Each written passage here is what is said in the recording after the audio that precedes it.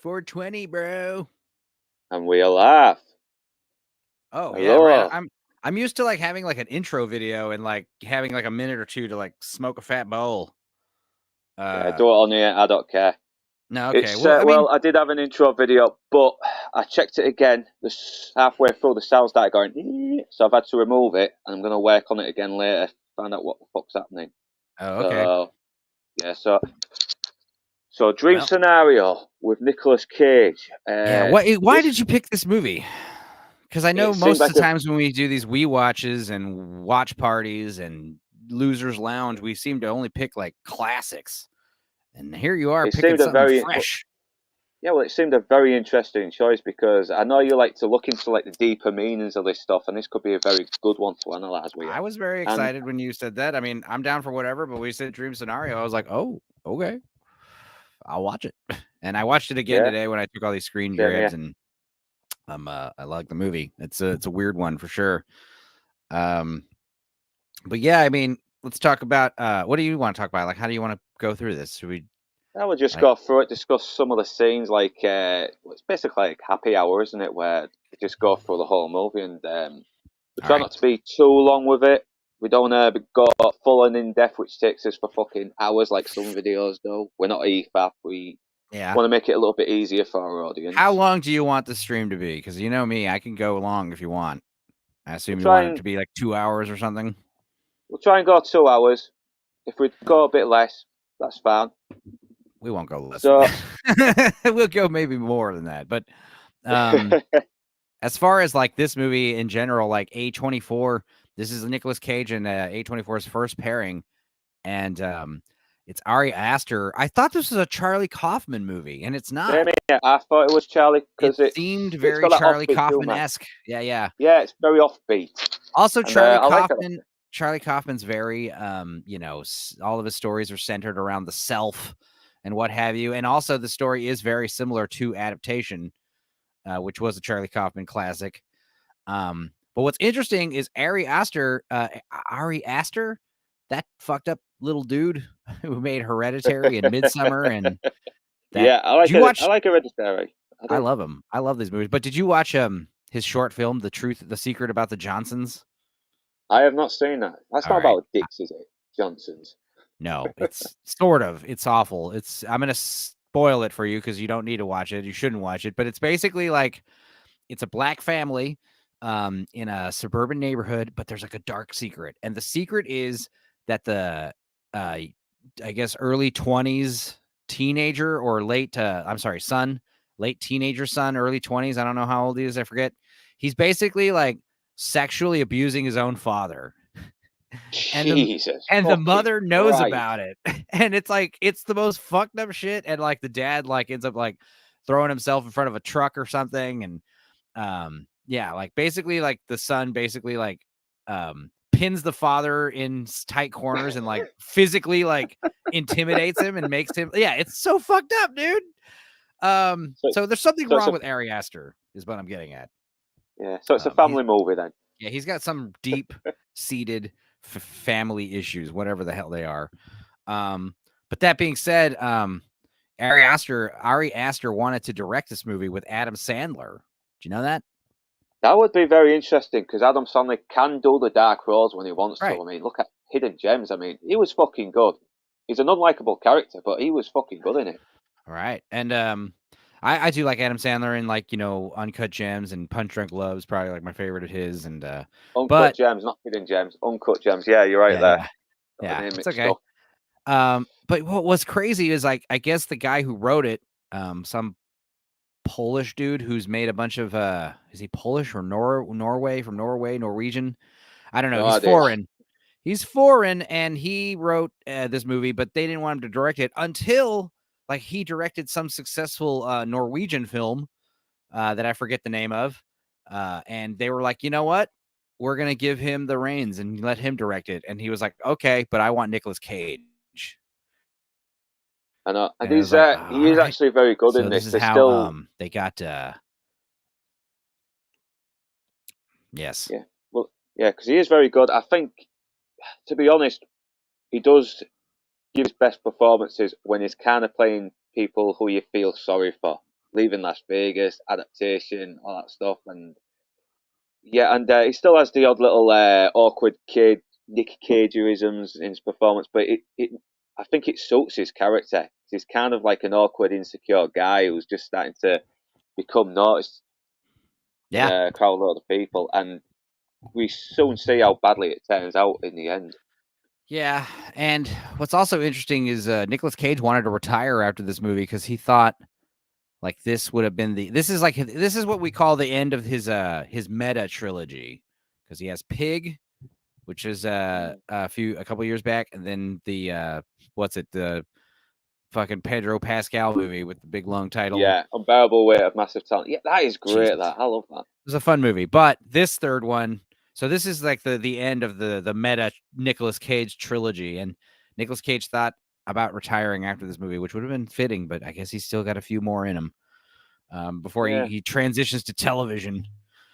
But should we just begin with the slides then? We will begin with the slides. Yes, Dream Scenario with All right, Nicolas let me Cage. click this screen. All right, yeah, there it is. Dream Scenario. There's your title. And yeah, so the movie, you want me to narrate this since I got the slides, or you got it? We'll go through it both. So okay, so it's starting off in the back garden. The daughter's just sat there. He's Well, we don't know that. We just see a random woman and Nicolas Cage raking leaves. Yeah. And yeah, yes, no, we don't. Yeah, we don't know what's happening. It just seems like a normal little break up, sitting outside enjoying the sun. And then the keys fall through the fucking glass table. shatters. Yeah, we see that there are a pair of keys, and then we see like a shoe fall in the pool. Yeah, and it's very random. A person, I think, falls in the pool, something big. And the father, or I guess we don't know that right now this is the father, but Nicolas Cage is like kind of doesn't react. Yeah, he's just very casual. Dad, what's happening? And she floats away. He's just raking leaves. And this is the cover of the movie, obviously, him raking the leaves, you know? I know, it's a good one. It looks very mundane, but so real at the same time. And, it proper matches the tone. And this is a theme. This is a theme we'll start noticing where, like, it seems like the daughter's like, like the dreams are kind of starting with the daughter, at least from our perspective. Yeah, so he's feeling a little bit insecure that he's not there to help her, and he's like, do you remember this time I saved you from drowning? It's like, how fast I reacted. You think I would just sit there and not do anything, baby? Of course. And then what did she say? She's like, don't make her feel guilty about her dreams, Paul. I know. And he's like, well, it is odd that I don't do anything in her dream. And then we see like some little exposition, and now we go to like he's meeting up with somebody. Apparently she's been he believes she's plagiarizing his work. Well, we don't know that. He basically says like, "Hey, you're gonna meet her?" And it's obviously like some kind of ex, maybe, or some kind of former woman in his life. And the wife is like, "Are you gonna record it?" And he's like, "No, that's so vindictive, Janet. I don't know."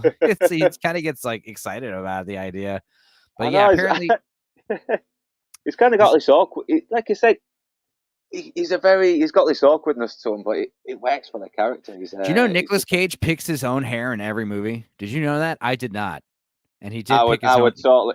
No, I believe you. I believe it too. But it turns out that he picks his hair in every movie, and this one he always picks his own hairstyle for every movie, and it's like, damn, that makes like his hair in Raising Arizona that much cooler, you know? Yeah. And in fucking Con Air. Yeah, that's funny because for a guy who's so well known for being over the top, he is more restrained in both of those movies, while everyone else is a bit more larger than life and colourful. Are you talking about Raising Arizona, dude? He's over there. Raising Arizona. Well, he's a bit zany in that, but yeah, he's pretty damn the others are a bit more crazier. Everyone else is more crazier. Yeah, he picked the hair in Con Air. That's right, Toxic. Yeah, I didn't know that until today. I was like, holy shit. What a genius. That's why I got you on me. That's why I got you on here for shit like that. These little tidbits. I know Toxic wanted to come on and also have us change the movie, which is tad presumptuous, but he'll get to do his own movie in a few weeks. We're gonna do Heat, mate. Don't worry. Heat might be better for Losers Lounge, honestly, the four of us, because like, first of all, it's gonna be a long stream no matter what. It's gonna be at least 3 hours long, obviously. So it's just one of them things where it's like, okay, we can watch Heat. I love Heat though. It's brilliant. But So yeah, and we go to the college now, and he's obviously good at his job. But the students, they just start like interested in him. They just see him as another boring teacher. also it's It's very ju- this lesson keeps coming up about the zebras, like, yeah, what it yeah. means to camouflage like a zebra. You don't stand out of the herd. You blend in with the herd. It's an effective way of camouflaging. That's And of very course, metaphorical to him a little bit, isn't it? right, But exactly. He except the stands out. opposite seems to happen. Yeah, For some reason, unbeknownst to us, like we don't know why. And that's the other thing I love about this. We never find out why, but yeah, he's going to start sticking out from all of us other humans. And it starts right here. First, we have the daughter has a dream, and then we see these two, like, talking. And toxic. I didn't want to change the movie, Dick. I just didn't know this was the day he was doing this one. My bad. I got the days I got wrong. the I days know. wrong. I'm busting your balls, toxic. I'm busting your Yeah. balls. It's obviously he has a go at them for talking in class, and they kind of Yeah. smirk a little bit, like because Yeah. kids do that as well. They They're do. clearly It's talking about him, and he's like, "What the hell's going yeah, on here?"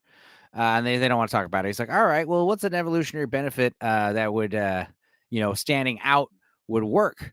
It'd be a benefit." They're talking about mating, and then he goes to, so I'm already telling right now from the screenshots I took, like they're like a couple microseconds after what I wanted, so some of these might be a little weird, but yeah. yeah, he She goes gives to him a. this look as well because she's obviously been dreaming This about is him, but yeah, we don't hint know number about that. 3. Hint number 3. Yeah, he goes to the restaurant, and this girl is like acting like she's seen a ghost. And he's like, Yeah. "Well, I teach at Osler, maybe. I'm a professor there." She's like, "No, it doesn't matter." And he sits down. He's And she gets waiting his for. fucking name wrong as well. She gets his fucking name Yeah, wrong, like yeah, even though he mentioned it like 10 seconds ago. right. I mean, And she's yeah, too busy worried about like where the hell she knows him from. But um, oh man, she like I didn't goes even to get a sit with picture of the ex, or is it I don't know yeah. if it's his No, it's ex-wife, Sheila. I think she's like someone who used to work with him maybe just or a he colleague, went to college maybe. with. Yeah. Yeah, maybe they were just business people. I don't know. It's not really established. Um, but the first thing he asks her is like, God, how do I not have any pictures of her? That's so funny. I know. Um, I tried to. I was like taking pictures as I was watching it. Like I said, there's like a little delay, I guess. But the first thing he asks her is like, "So you're getting a paper published?" He's like, "Yeah." He's like, "Which publication?" He's like, "Well, don't you want to order?" Look at the menu. He's like, "Sure, sure, but which publication did you end up at?" And she's like, "Oh, this and that." And he's like, "Great, great." And he's cutting to I know, and he um totally regrets it. He does. he's He cutting really he does regret it. it's not that he regrets it. It's just like he wanted to record her and have like a gotcha moment because the first next thing he Yeah, and it asked is kind of like, turns. next, That's why he regrets it because it's gone back on him. yeah, It's yeah. made He him he look like he an even sounds like bigger a arsehole. dildo. He sounds like I a know. dildo in this recording. And it's like the second thing he asks her is like, okay, well, why am I not being credited? And it's like, excuse I me? know. It's like, you're using stuff on swarm intelligence, I mean, that's Yeah. stuff I studied. And she's like, oh, I don't even remember. And he asks her straight up, are you using intelligence? I I coined that, coined right? it.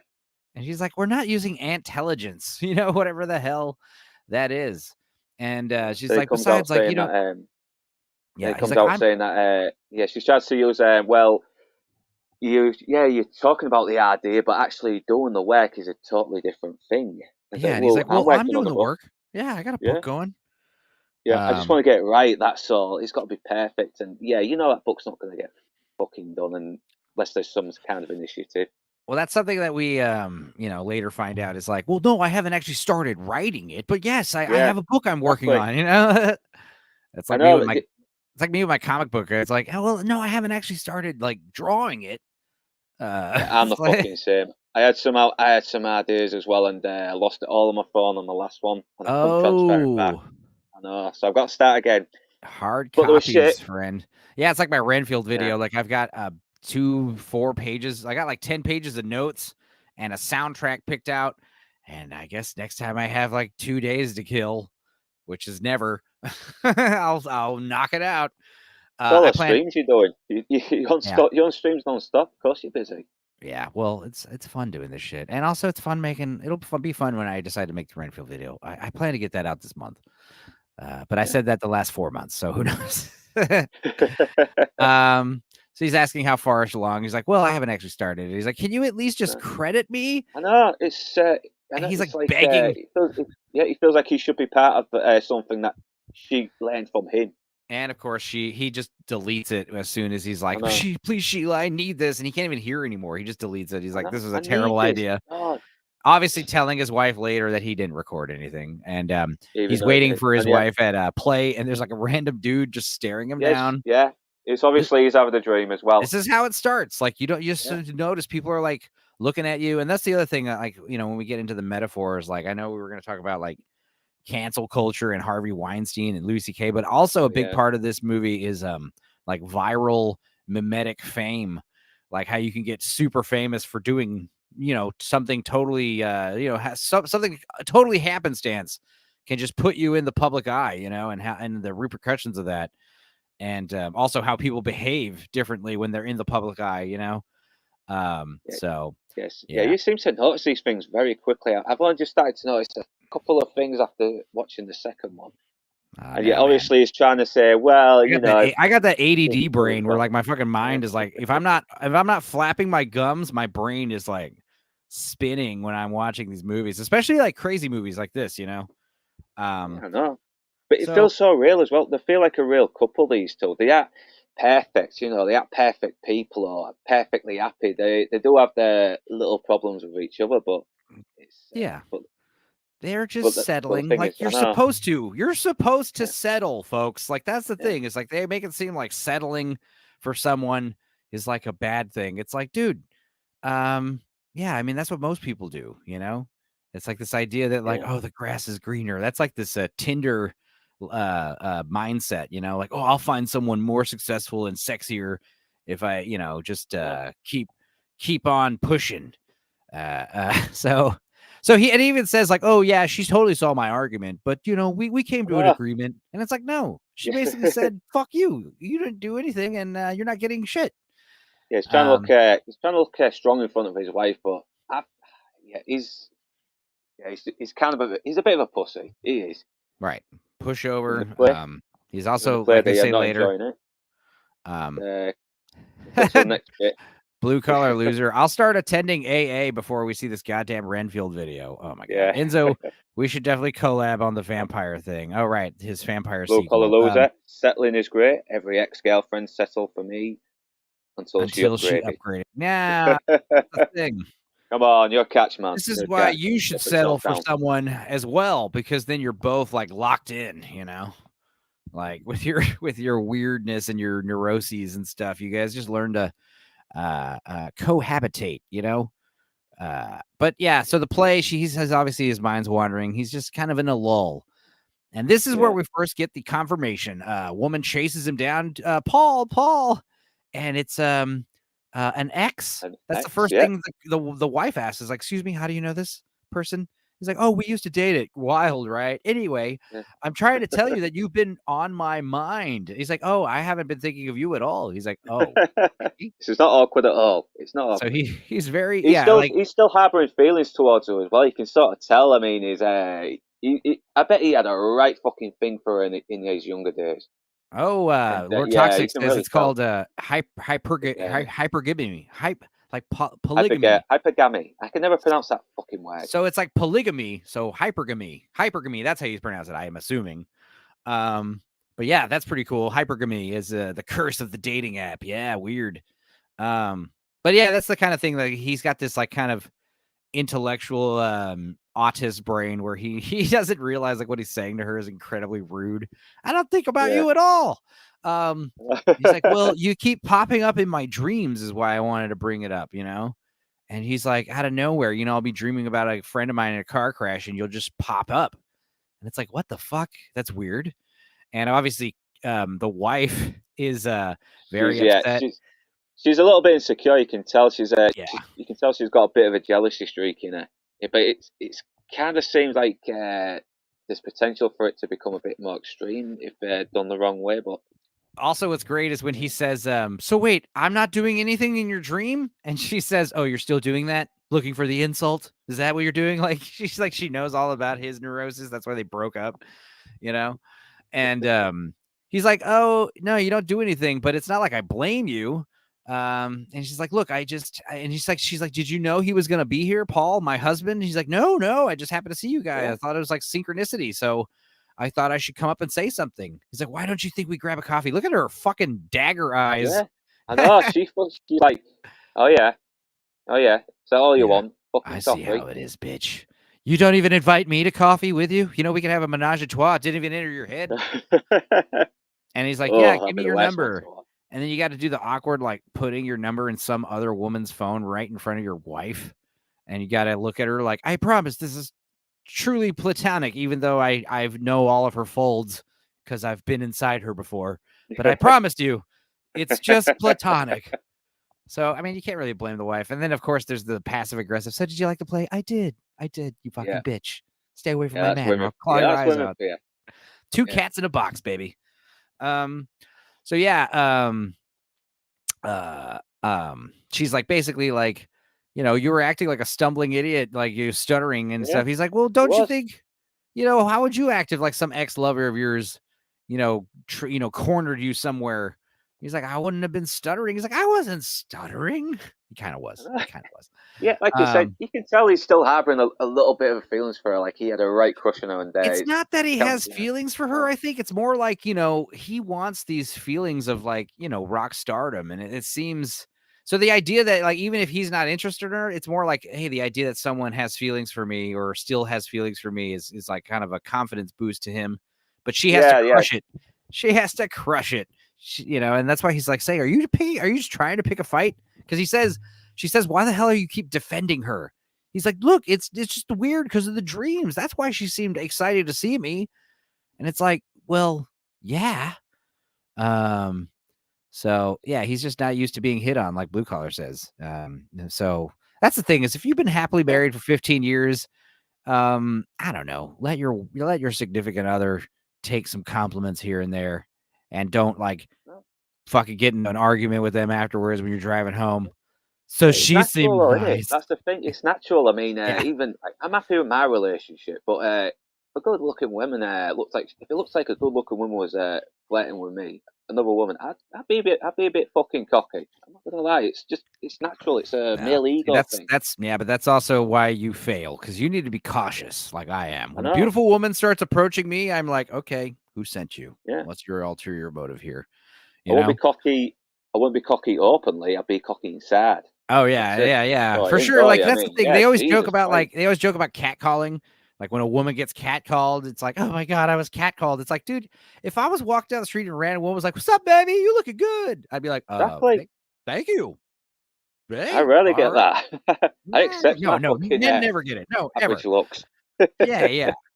And that's the thing, even men who look good, who are like fucking handsome and ripped and stylish, like they don't even get the cat calls. They might get the look, they might get a little like glance over by some people, but no woman would ever be like, oh shit, baby.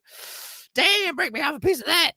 And I tell you right now, most men would like it. We'd be like, but then again, if you got it all the time, everything gets old fast. Uh, Um, and this but is yeah, a bit where she's like, she wants him to kind of want him to. Well, I think she wants him to be in the dream now as well as well, dressed no, as yeah. the guy Before from this, Talking she Heads. grills him about like, well, do you fantasize about other women? He's like, well, yes, Oh of yeah, course. He's like, but I've never yeah, cheated on you. He's like, you never cheated on me. He's like, do you think I'm cool enough to handle that? Like yeah. multiple women, do you think I could do that? He's like, no, of course not. That's so I'm with him. silly. I'm with him 100%. I would be fucking guilty if I did that stuff. Oh, I the would. guilt. It's also just Yeah, like, I mean, I've never done it, but like, yeah, the what seems to me the hassle is like juggling multiple bitches, especially like, what do you yeah. think's harder? What do you think's harder? Like you're dating, like, it's probably easier when you're like not living with one of them, right? Because it's so hard to go behind someone's back when you guys like live together. I've known a few Um, people who have, and they have yeah, never gotten away with it. They always got caught. They always get caught. It's yeah. just always comes out. Maybe that's like the subconscious part of it. It's like you want to get caught to kind of bring attention that we're having problems. I don't know. Like I said, I've never done it. Juggling multiple bitches at once seems like a fucking Yeah. headache. Um, It causes more and drama because the women like to yeah, cause the drama, don't they? even if you only saw like one this day and another one that day, like, dude, you're hanging out with one girl and the other girl's texting you. Yeah. There's just like something fills the air as soon as the phone vibrates and you look at the phone and you just act like that was nobody. And they're like, who the hell was that? I don't know, dude. Like I said, people are just naturally like jealous and protective of what's theirs. But yeah, he basically starts getting all in her head, talking about how she's she's got her own neuroses, and that's why she's being kind of paranoid. He's like, you score her, you score high, and what did he tell her that she scored high in? Assholery, No, something that's what like he that. scores high in. Assholeness. He scores high Yeah. in Yeah. assholeness. Yeah, but um, he But we laughs it missed a off, bit. and Yeah. We just no, skipped the part where she mentions, which is a good setup for the end, and that is the talking head oh tilts, right, which she found sexy for some reason, that's despite the fact later. it's, yeah, That's I later. know. That is later. Is We it? didn't skip that. Yeah, Yeah. yeah, yeah. That'll be later. Oh. I definitely got that because This scene, that's though, is this scene is fucking hilarious. That it is. It's just like, well, she has this suspicion that you kind of want to jump my bones, and it's like, oh no, Jesus Christ, you're joking, right, and right. But you can sort of see, even before that, like they kind of have their discussion about the dreams, and then what um he asked her about the ulterior motive, and he's like, really, what I wanted to do is ask about like this magazine. I write for a magazine called the yeah, National New Inquiry. It's really more like a blog. Nobody reads it, nobody reads it but we talk for about. now.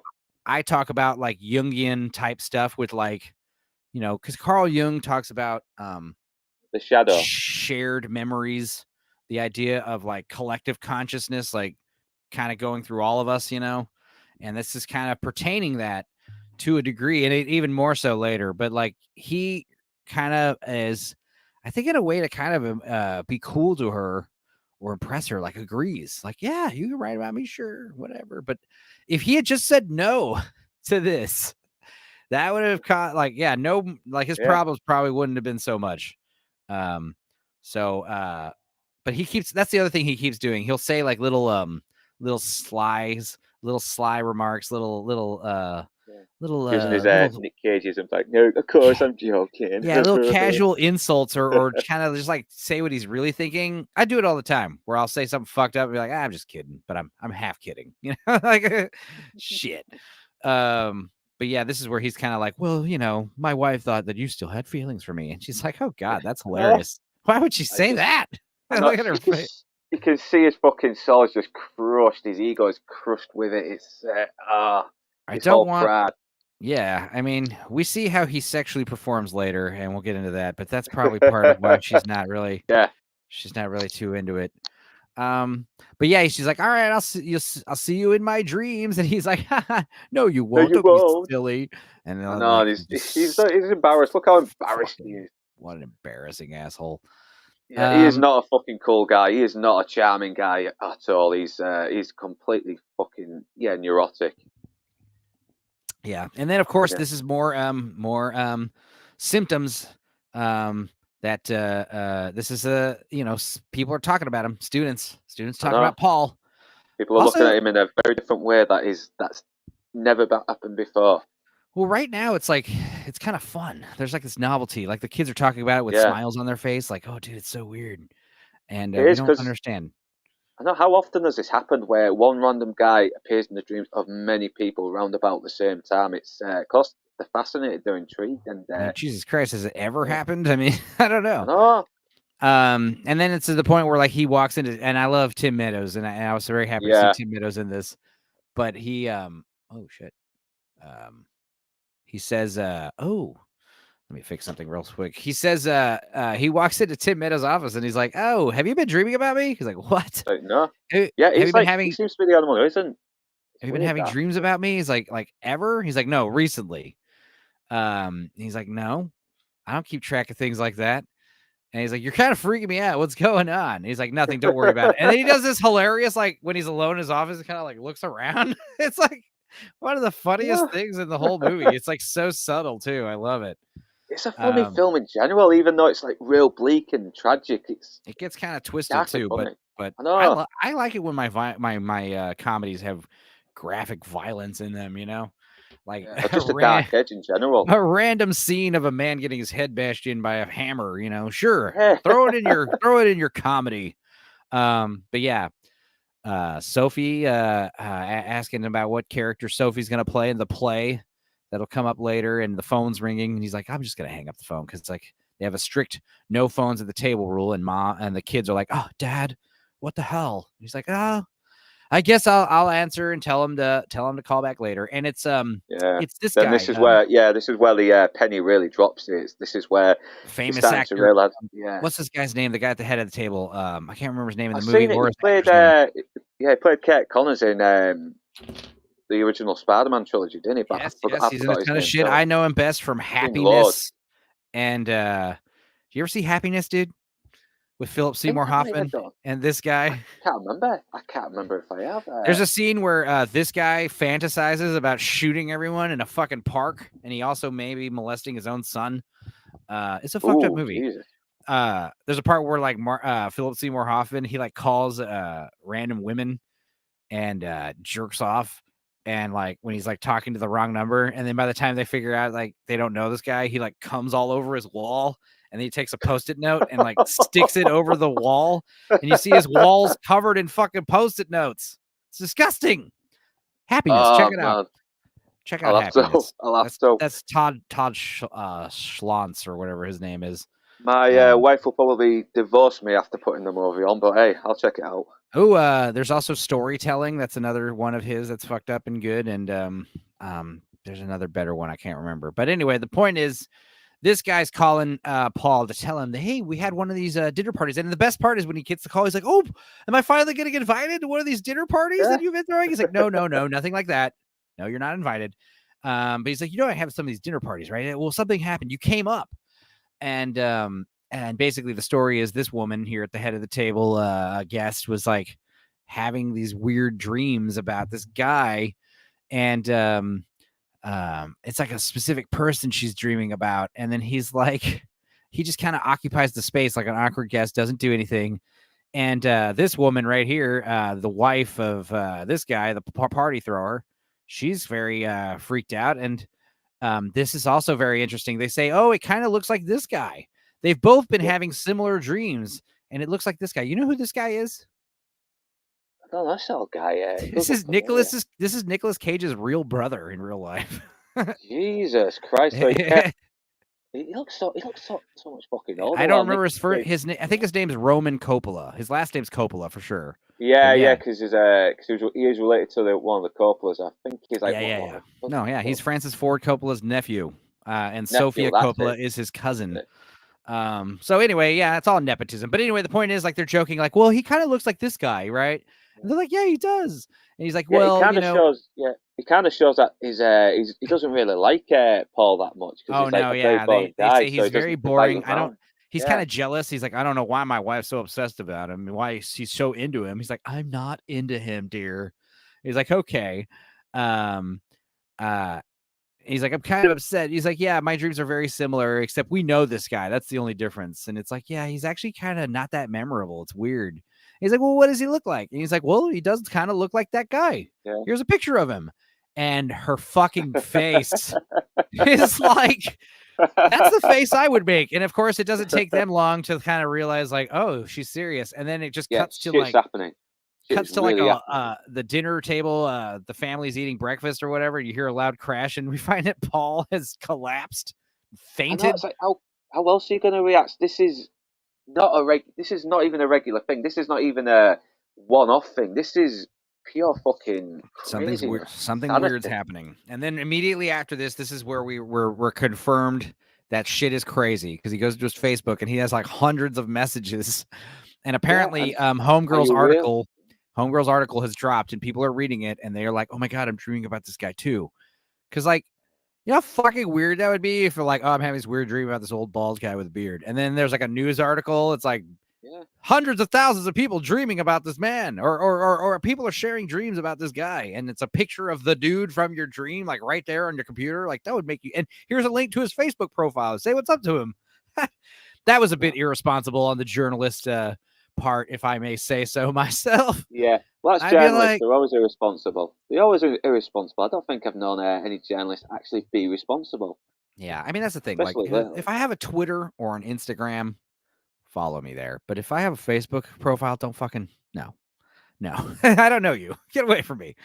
But he I'll knows keep already that this is going to be big, and this could be a good opportunity for him to get his foot in the that's door for that's what's whatever so he needs. fucked up. That's like kind of Wow. what I was getting at about the viral stuff, the mimetic stuff is like That's his immediate reaction. Literally, like he's like, "There's Yeah, like 100 messages here. Somebody wants to interview me." And she's like, I "Okay, know. well maybe we should take a minute, like not jump to interviews and think." He's like, "Oh, okay," and then cuts to like him doing the interview. Why me? I don't I know. Maybe know. because I'm special. And it's just like, oh my god! And of course, they're all just watching.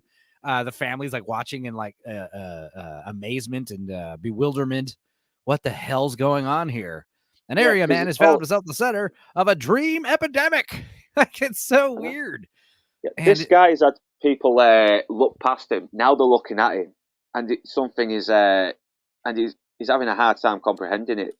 He doesn't realize he's not looking past what consequences it could lead to. see, some people don't handle fame well when they I try to know. get fame. Okay. But most people don't handle fame when it's just like dropped in your lap for no reason, especially if you are like a average Joe midlife crisis, kind of doubting yourself. Now everyone loves you because, like, I don't know, you wore a fucking funny shirt at a thing or whatever. You Yeah, like your pictures like everywhere. And it's like that's why that 15 minutes of fame, it's like, if you're gonna get famous for something, it should be for something that you did, something that you wanted to get famous for. And like when you get famous for something you have no control over, it's not hard to be like, well, I also do this. And by the time like anyone pays attention, like is anyone yeah, still paying attention, they've moved on to something else. yeah. So It's now like, you'll be yeah, like we forever don't care known. about that now. Yeah, you'll be forever known as the guy who fucking spilled the Slurpee on him or whatever the hell stupid thing. But this is crazy. Like this is way different than like just like some viral video. And it's kind of like, yeah, they're saying it could be something like the Mandela effect. It could be something related to astral projection. He's like, we're here talking to his mom. And he's like, I don't know, of course. And he's like upset at his mom. He's like, I'm missing the segment, mother. Like Jesus Christ, dude.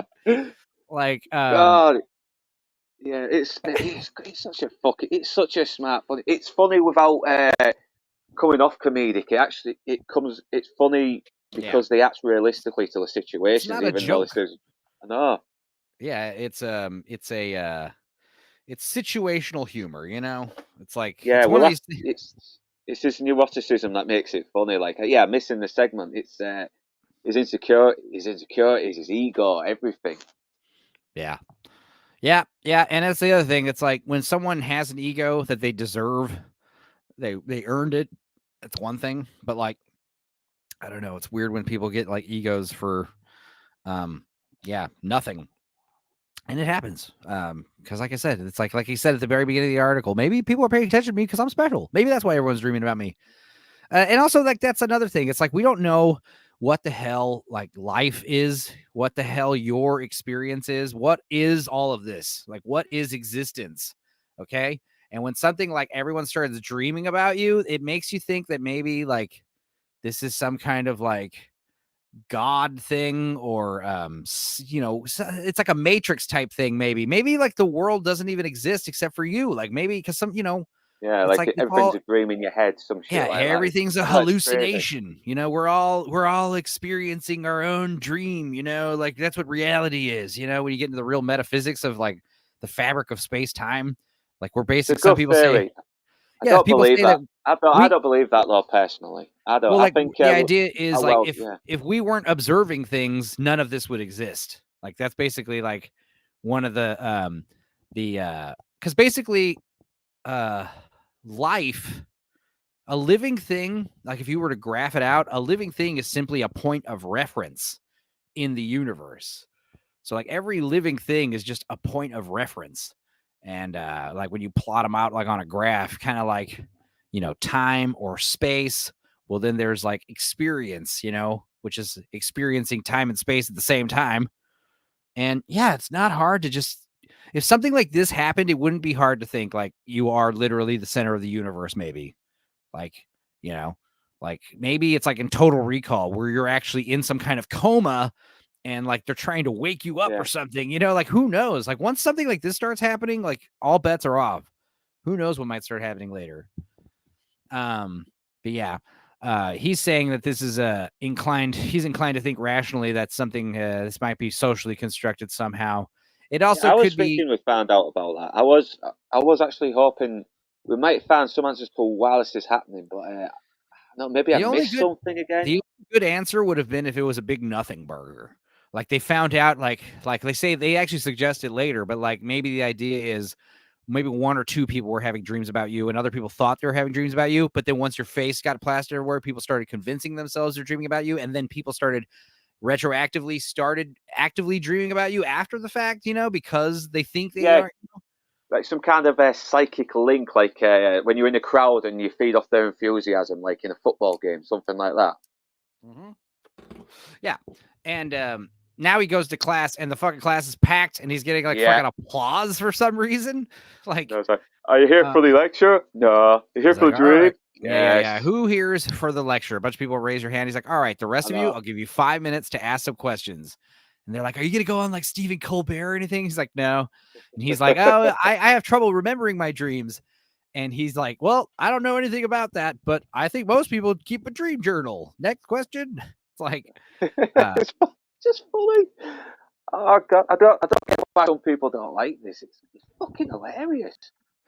yeah, I mean, I wouldn't be surprised if this movie got mixed reviews because, like, here's the thing: like, not everyone's. Some people are just into a good, straightforward story that Yeah, has some. I'm not gonna knock that because I like a good straightforward story as well. Yeah, it's like how some people just like mostly girls, fucking women, they're like so inexplicably turned off by anything animated, you know. And some people are just Unless it's also. Disney. Oh yeah, don't get me started on that. But what's even funnier is like it's even more so with like art house films, which I would call this like some kind of art house comedy. It is in a Also, like way. I think I can be a bit mixed on Art House. I like this because it it does intrigue you. You kind of want to find out what's going to happen next there are or also what the hell is degrees of going on. art house. There's like this, which has a coherent plot, and then there's something like Begotten, which is like, what the fuck am I watching? You know what I mean? Um, and if you I don't know, like you break it down, like for instance, like most people, like I've said before, like a lot of people don't like horror movies, and especially violent, disturbing horror films, not everyone's a sick freak like me where I'm like, oh hell yeah, horror movie, let's watch it. Some people are like, I don't want to watch this. I have no intention to watch it, and if you put it on when I'm here, I'll get upset at you. Well, this Yeah, I movie kind kind of of has some random like horror elements that come out of nowhere. So um, yeah, I kind of get that because right, I'm not really into the hostile Saw movies, the torture porn. I like Evil Dead and that, but it just depends. I mean, yeah. some gory things I can handle. Some I'm like, oh yeah, it's a bit too much for me. You know Yeah, what I like? I like when my drama films like when people talk about like, oh, best horror moment in a movie. I was like, when they kill Joe Pesci in Casino with baseball bats. yeah, That that is was a fucked up. worse. That's worse than anything in any of the Hostel movies. You know what I mean? Yeah, to bury him alive. It's It's insane. badass. It's fucked up. And it's like I love it when like random movies, and Spielberg does this too all the time. He'll film stuff like a horror movie. He knows how to make a horror movie, but he doesn't make actual horror movies. I know. He'll make E.T. and put all this like horror stuff in it, like shots and music and lighting, but it's actually a fun little, adventure story. And that's why like the tension rises when the Jurassic Park fucking velociraptors are chasing the kids in a fucking kitchen because Yeah, he knows how to direct horror, you know? But yeah, this is where he says, okay, well, who's have dreams about me? Let's talk about the dreams. And this is where we start realizing the common theme is no matter what the dream is, he's not doing anything in them, which is also a big metaphor about your midlife crisis, not doing anything with yourself, not acting when you get the chance, and um, plus I like how he does approach it like a professor. Like he's not just a guy who's like fascinated with everyone being fascinated with him. He's actually coming across it like a professor. Like he's picking his questions and asking see, them. I mean, I disagree. I mean, I think like it's also like he is analyzing like what's happening and he's trying to find out, but he can't help but get a little kind of, I don't know, not insulted or get his feelings hurt. I guess he's Yeah, you just can like a see little his disappointed he's not doing anything cooler in these dreams. Cause like in your dreams, you can do anything. Like, why am I not uh, fighting tigers and flying around and doing cool shit? It's like, no, you're just standing yeah. there. Yeah, because he does. Yeah, and he does that without spelling it out. You can sort of see he's kind of suppressing that disappointment, but you can. And, But yeah. And that's what's good about him. Yeah, and it's even more so because, and this is one of the best parts about this movie is like these dreams, because like this is a great excuse as the filmmakers to just get wild during these scenes. And like And they yeah, the don't look first fake, these locations either. They actually look no like no they look, but for yeah some reason it feels surreal as well, even though it's a real location. yeah yeah because I mean it's just like this is like a Salvador Dali painting or something, you know.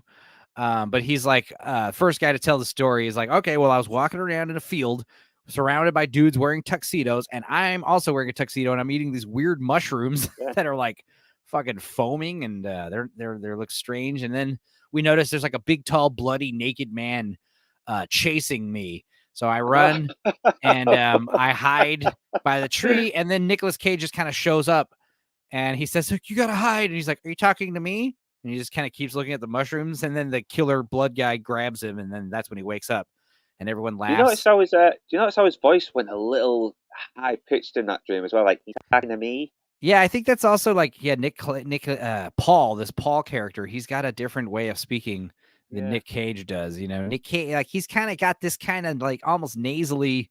Like, why Yeah. would I why would I just be standing there? You know, like, yeah, it's so funny. Nicolas Yeah, other Cage can be a good actor though. That's the thing. He can be a really good yeah, actor when he he's a does great stuff like actor. this. Oh, Yeah, he was dude, Pig. I think Pig was one of my new favorites. And also I love Mandy, Color Out of Space. His new stuff is like even some of the straight to streaming stuff that he's doing is excellent. Some of the best movies that have come out in this like fucking post quarantine shit list of crap, you know. There's yeah. so many there's a few select good movies in the past few years, and a lot of them have Nicolas Cage in them. I think this is also his like sixth movie from last year, if I'm not mistaken. Like, Yeah, yeah, God, because it seems like he's been making a bit of a comeback after because he had a real bad tax bill over buying a fucking castle, wasn't it? I think. that's. I was joking about this the other day, like talking about what actor just signing on to all these roles. Was it Will Smith trying to do Bad Boys 4? That could be what we were Yeah, talking about. The point is, it's like, why are yeah, I remember you that. know, these actors trying to come back and like, get in, hey, let's do Bad Boys 4. Why? Because I have a huge expensive house and the taxes on it are insane. And if I don't keep acting in these $1 million movies, I basically chose an unsustainable life for myself. I chose an unsustainable lifestyle like an idiot, just like a fucking pro football player buying a mansion. All your money just goes to that. It just goes to that and keeping everything up to date and paying your taxes and exorbitant party bills and grocery bills, and you realize one day you're like, I have no money. And it's like, if you had just picked a normal house, you could have done everything else the same. Fucking Lamborghinis and expensive caviar for dinner every day. But as long as You you don't just need had a like a house. decent house, you'd You been don't need a fine. house with 50 fucking rooms. Jesus Oh yeah, Christ! I that's mean, I. Can we talk about MTV's Cribs? Did you ever watch that? Being in oh, don't England. watch that bollocks. I can't be asked with those people. It's I Yeah, but like piss me off. growing up, you never like watched. Did you have MTV in England when you were a lad? Oh You yeah, we didn't. had MTV. We just had to have like satellite TV to watch it, but It was it like never really American interested. MTV, or did you guys have like your own British I version of think MTV? I don't know if there was an MTV UK, but I know there was like MTV one and two and shit like that. But Yeah, it's you didn't have like MTV TRL come on. It's like, hello, I'm the host of TRL. Like you had Carson Daly and all them, right? Like that. I Like think it was just American uh, stuff, but okay, that with makes the odd sense. British ones, yeah. Well, what I But wanted to get at with the MTV stuff is like, uh, yeah, like you never saw MTV Cribs, like fucking. So that was the thing. It's like there was dudes like Ludacris or whoever the fuck, like showing off their insane, stupid house with like gold toilets and shit. And then every once in a while, you'd get someone like the guitar player from Smash Mouth, and his house was totally normal. The only thing that was cool about his house that was like expensive or anything was like, first of all, everything was orange because he loved Frank Sinatra, and orange was Frank Sinatra's favorite color. So like all the like walls and palettes and stuff were like had like an orange highlights or orange walls, orange furniture. And it was like, other than that, it was a pretty average looking house. And then like, yeah, a lot of Frank Sinatra memorabilia. That was where like all of his like big money spending is like, oh, I got a framed autograph picture of Frank Sinatra. Oh, I got these limited pressing records of Frank Sinatra. And it's like, that's cool.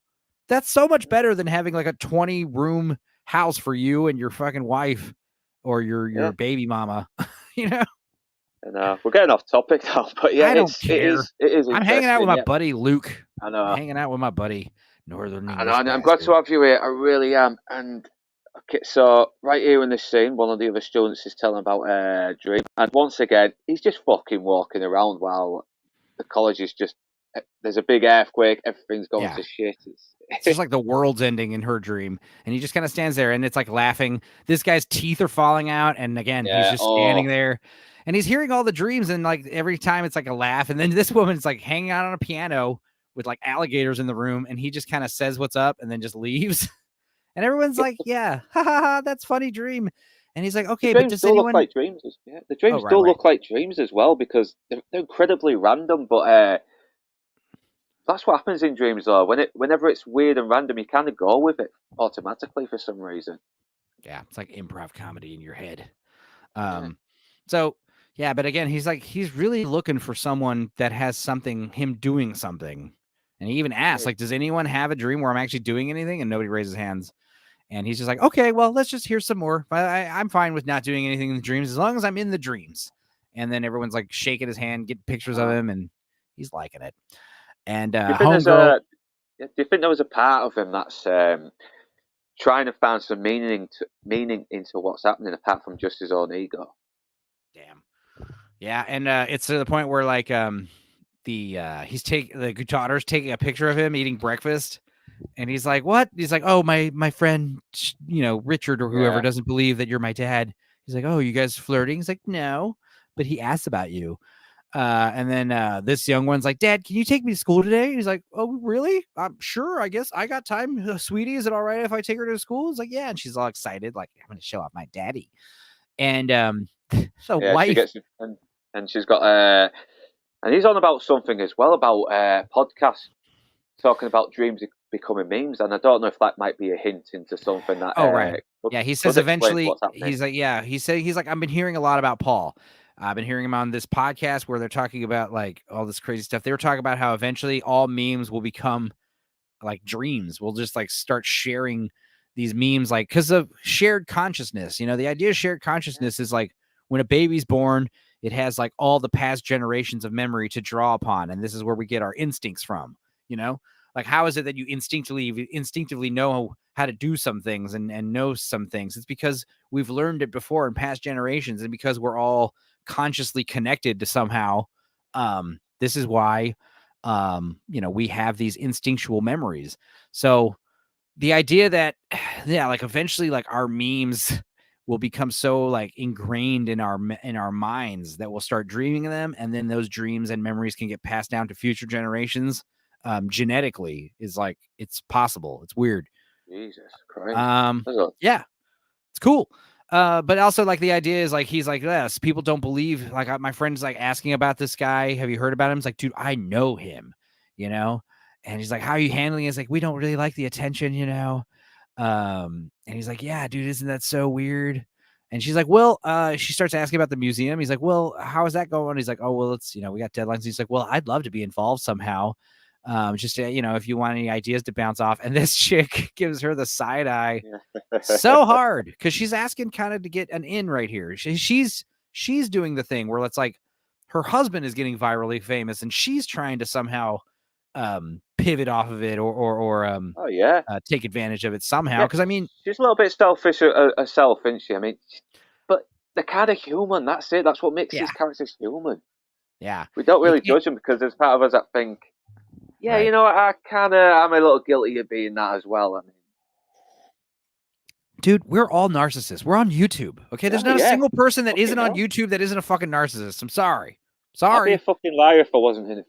There is a I part of me that wants the fucking fame a little bit. There You is. know I'm how not many gonna lie. goddamn people have told me I should be a stand-up comedian growing up? Yeah, Fuck yeah. Well, them. you kind of got a flair for it. I'm doing this instead. This is funner. All right. Uh, so it's like whatever. But yeah, she did get on the job, and again, this is another thing about this movie. We don't really know how much time is passing. We know time is moving relatively quickly. I want to say this whole dream scenario situation probably takes place over the course of like a year or two. But it could be This is longer. yeah. Now this is Now, why I got you on this, because you probably would have remembered this better even after recently watching. But yeah, I think this is the part where she yeah, talks about this is him it. wearing the talking head. So Yeah, this is and where she's he's talking about the party. We got invited to one of the dude's parties finally. And he's like, I was tempted to say no, but I think we should go. Cause like, yeah, he really wants to go to those parties and I meet know. people and be cool. And she's talking about how she got the promotion and she's on the museum gig or whatever, and that's great. And she's like, she asks, why do you think I'm not dreaming about you? And he's like, well, maybe because you get the real deal. And Yeah. he's like, no, but seriously, like, why am I not dreaming about you? And he's like, I don't know. Like, are you jealous that hundreds of people are dreaming about me and you're not?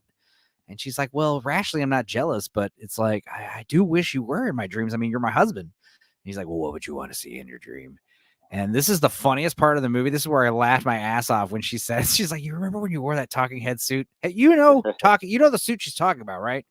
Yeah. You've seen Yeah. Stop It's like Making that. Sense, right? Yeah. Well, it's that big bloody oversized one, isn't it? Yeah, Stop Making Sense, guys. If you haven't seen Stop Making Sense, it is the best, the greatest concert film ever made. All right. And it's why I've always loved the Talking Heads since I was a little kid. Because of they were on the end credits of that movie. What was it? Little Monsters with Howie Mandel.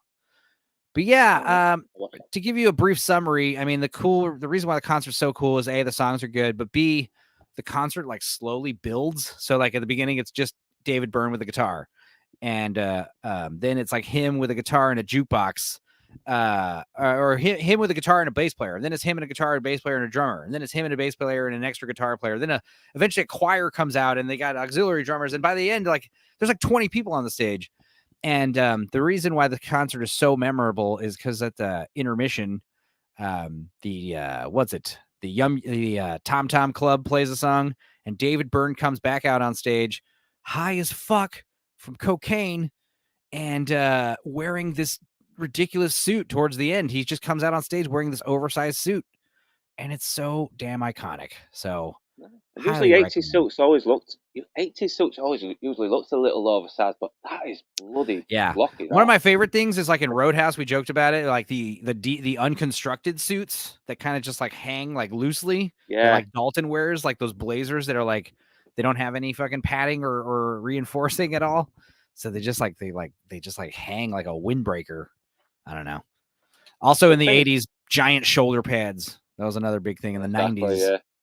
I Men think and Don. women. Yeah, I think Don Johnson when he saw the show, he was like, "I don't like them. They look like fucking pajamas." Yeah. Well, what does he say? Yeah, he's like, she says, well, it'd be cool if you were like wearing that talking head suit like in Halloween. I You know. saved me. And he's like, that's what you want? You can dream anything. And that's what you're asking for? Also, I'm pretty sure I Nicolas know. Cage has fake teeth. You know, he's Yeah, they do actually, look a bit like. Yeah, I think it's to make him trying to make him look a little bit more different. no, I think I he think I really think has, no, those are his fake teeth. Yeah, I've seen I him in think in interviews. real life, he He has. has Yeah. fake teeth is what I'm saying from like probably drug use and just being old. Because that's the thing you notice is like all the celebrities have the same exact fucking teeth. They're all like veneers and implants and Yeah. shit. Um, But they so start to discolorize as you get older anyway, even if you do look after them. So yeah. And he's like, that's when he starts grilling her. Like, does it turn you on that other people are dreaming about me? And he's like, they have a little flirty moment. And then we get the this is stalker, which when, was, yeah, this is when it takes a little bit of a dark turn here, and it's shit's well, gonna start getting real. the movie's actually like, pretty not, we're not too far in. And we start realizing what the hell, the wife meant when she's like, hey, maybe we should be Yeah, worried about shit like this. And now this funny is, or not funny, but what's interesting is Nicolas Cage actually put this scene in the movie because this is based on something that he actually had happened to him. So jeez. holy shit. But yeah, you Plus, got this creep. it does show that this is a sign of bad things are to come, and you need to. It's like a warning. Listen to this Yeah. warning. Yeah. And it's like this is like the hint to the audience that things are gonna escalate. This movie is not gonna be a fun story. But yeah, we see this guy creep in the house, take a knife, walk into the room, and just start saying, "I have to kill you, Paul." That's like the worst way to wake up in your house, to a I random know. man. But Very I'd be rude. Very relieved. rude. I'd be relieved to wake up and find out he's still standing there with a knife. I'd be like, "Oh, okay." And I just open this drawer and just like bang, bang, bang, bang, bang, like that. Oh. So, but he doesn't have a gun, and they make it very clear to mention that he's anti-gun later. But like, yeah, kids get in the room. Yeah, Uh, I like how he's not backing away. He's telling his wife and kids to right. back over, and he's sort of like staying where he is. He's He's not a trying total to. coward. He's not a coward. He's Yeah, not a fucking that's the other thing. This guy is not like a loathsome character. He's just like an average dude, He's just yeah. and there's nothing. It's just a flawed human being like He's everyone just else. he's just not particularly memorable. Not everyone can be No, it's just. as charismatic or as memorable as myself or my buddy Northern English bastard here. Oh, you too Some, can. I mean, dude, I was listening to you on a drinker and you were dropping F bombs like a motherfucker. It was Oh awesome. yeah, Just yeah. nonstop. I was chucking those whiskeys down as well. That's But what's so funny is like I noticed at first you were a little quiet, and then the whiskey started like settling in your belly, and then you started getting yeah, real animated. I know. My But boy. yeah, yeah. Darko was saying, he said you handled it real well, and you was up against Az and fucking Giant, the Yeah. Giants, Jack the Giant Slayer. I mean, those are big personalities, I and I don't was like, like I'm ads. actually surprised I did. I thought they were gonna Oh, George the overshadow me a Giant bit. Slayer. Dude, it would have been That's so it. hard if Yeah, I was on I that stream to know. not make fun of the George thing. George! Like whenever they freak out. Because that guy just drops like $200 super chats all the time. It's weird. What is the story? Yeah, What do you do for a living, George? Anyway, um, so yeah, this is where like the detective or whoever is like, hey man, you might want to, you got no alarms. You might want to get a dog. Well, my daughter's allergic. Okay, well, reinforce the house. Get a gun. I don't want guns. Well, you I might need to know. move. Can't move. Grew up in the house, says the wife. It's like, well, fuck, dude, you got to do something because you're famous now, and it might have unintended consequences. Like people might want to talk to you and out of nowhere say hello to you, and they might not be mentally stable.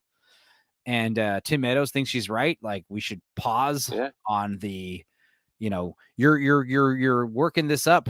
This stuff is like catnip for yeah, lunatics, but you're also playing into it by going on TV. And you really think people are randomly dreaming about you? He's like, well, maybe some of it is because of the um, uh, television interviews and stuff and the attention to yeah. it. But I think there's something Television else always going makes it on. worse. Yeah, But television he's like, always makes it worse, don't they? It yeah, but does. he's also saying, I think there's something else going on before that. And Tim Meadows is like, oh, so you believe in metaphysics if it relates to you? And it's like, no. And he's like, I'm just trying to, get my foot in, use this opportunity to get my foot in the door. He's like, what kind of door are we talking about? He's like, well, a publisher. I want a book to write. I want to write a book. And that's when he cuts to the publisher or this magazine or whatever the fuck this is, a web article. I have no idea. It's called I Thoughts. like this. Yeah, I don't like this. I don't like this shot though. Just Yeah, thoughts. He's just and of sat there course, like, thinking. what are his thoughts? And then it cuts to like him having a flashback of what just happened for like a quick frame, and then he's like No, back in there. So that's what he's thinking about, you know. yeah, I love this actress. But she's only in it for a short time, but man, does she make an impression. I know her from Kimmy Schmidt. Yeah, She's I the remember. Yeah, she spoiled was. daughter. Yeah, I remember it. She's really grown up here though. I think she was already grown up in Are you Kimmy Schmidt. trying She was to just. say you're sexually attracted to this woman? Because I She am. looks great I here. She looks great here. I I know. think she looks She good. does. And she's a little freak. We're gonna find out later. But like, yeah, he's Yeah. just like she's like freaking out in the elevator. It's like, um, yes, he had gotten different dialogue grabs, I thought, but she's like, it's so weird being right next to I you. You know. have no idea. He's like, oh, you're having the dreams. He's like, yeah, nonstop every night. And it's like, It cracks well, me up. I hope I'm behaving myself. She's like, well, you're No, not. you're not. You're And this not. is Believe where, me. but that's why your attention gets peaks right here because it's like, wait, what? You're having a dream where I would have stopped her right there. I mean, like, seriously, tell me what I'm doing in the dream because in every dream I'm doing nothing. So what are you dreaming about? I would have grilled her right here in the elevator, but he kind of lets it slide that he's apparently not behaving in her dreams. And oh god, see that's how I know the frame. I did not want to capture that frame. But this is our buddy. So there is a delay then. Yeah, I think it's like a microsecond. Keep in There's the mind, I was gold also key. watching the movie at double speed, so I can like grab these screen grabs in less than an hour. Um, but yeah, here we got our buddy Gord King making an appearance as the owner of the magazine place publisher. And he's like, dude, I've been literally dreaming about this meeting, Paul. He's like, oh, so you've been dreaming, having your dreams? He's like, no. I mean, I've been dreaming about this meeting, but I'm not having like, dreams of a weird guy kind of thing. He's like, I'm weird in the dreams. He's like, no. I mean, you're not weird. It's just the whole thing is weird, right? Yeah, because Michael Um, Cera can be good at playing awkward comedy, but he always got the same when he was younger. But he does it. He does the awkwardness a bit more like a middle-aged man this time. Also, like kind of like how yeah, it's like you have to understand this character is the type of weird to where he ended up like funding and running some kind of company. He's not Yeah, Michael Cera. Michael Cera is naturally weird because he's an actor, so it's like that all makes sense. So he's allowed to be as stupid and weird as he wants because he's an actor. They're all degenerates. But if you're running a company, some kind of I don't know, successful publication company. I don't know what the fuck this is actually. Thoughts. yeah. He seems Um, like a kind of guy who just picks people he can leech off of. Yeah, You know, that's what he's build doing fame right out of. here. He's like, Yeah, we're reaching out to you because you're the hot topic right now, and we want to know. Oh, you're able to select those. Okay, I was wondering. yeah. This, So yeah, I got caught up in it and I forget. But yeah, Blue Collar's right. This is when the tone of the film changes to the dark side of fame and why some celebrities stop. And yeah, I cannot agree more. I think this movie really pivots later, but we'll get to that. Um, but yeah, they're basically like spitballing ideas, like what we have. We started thoughts earlier this year, so this is like a new company, and they're like, right now at this moment, you're the most interesting person in the world, and he's like, nice, all right. But like the idea is like you have such a crazy reach because you're in people's minds when they sleep. Like you don't have to like, you have you have limitless like brand potential here because everyone dreams. Everyone goes to sleep. So it's like the first thing they do is ask him, well, what do you want? Like, what are your thoughts? Where do you want to go? And he's like, well, my dreams are I've been meaning to write a book. And he's like, oh, hell yeah, dude, you're a writer. That's great. Yeah, right Um, until he tells them what the book is about. yeah. He's like, well, I'm an evolutionary biologist. He's like, okay, great. We can work with that. But right now, I think we're talking about Sprite. I think we could get you a Yeah, 6-figure deal. Um, oh no, I we know. can no, we can get you a 6-figure deal for your life rights. That's what they said. It's like, well, we did think about selling your life rights to a movie production company, and they're like, life rights. He's like, yeah, the rights to your life. It's just like, what the fuck? And he's like, but we have a It's really good idea, Sprite. It's yeah. just like, Are what? those like easy ways to make money off someone? These adverts, because it seems to be like the only option to do. I mean, Sprite, yeah, or Pepsi, or Coke, blah blah blah, that kind of thing. Here's the thing.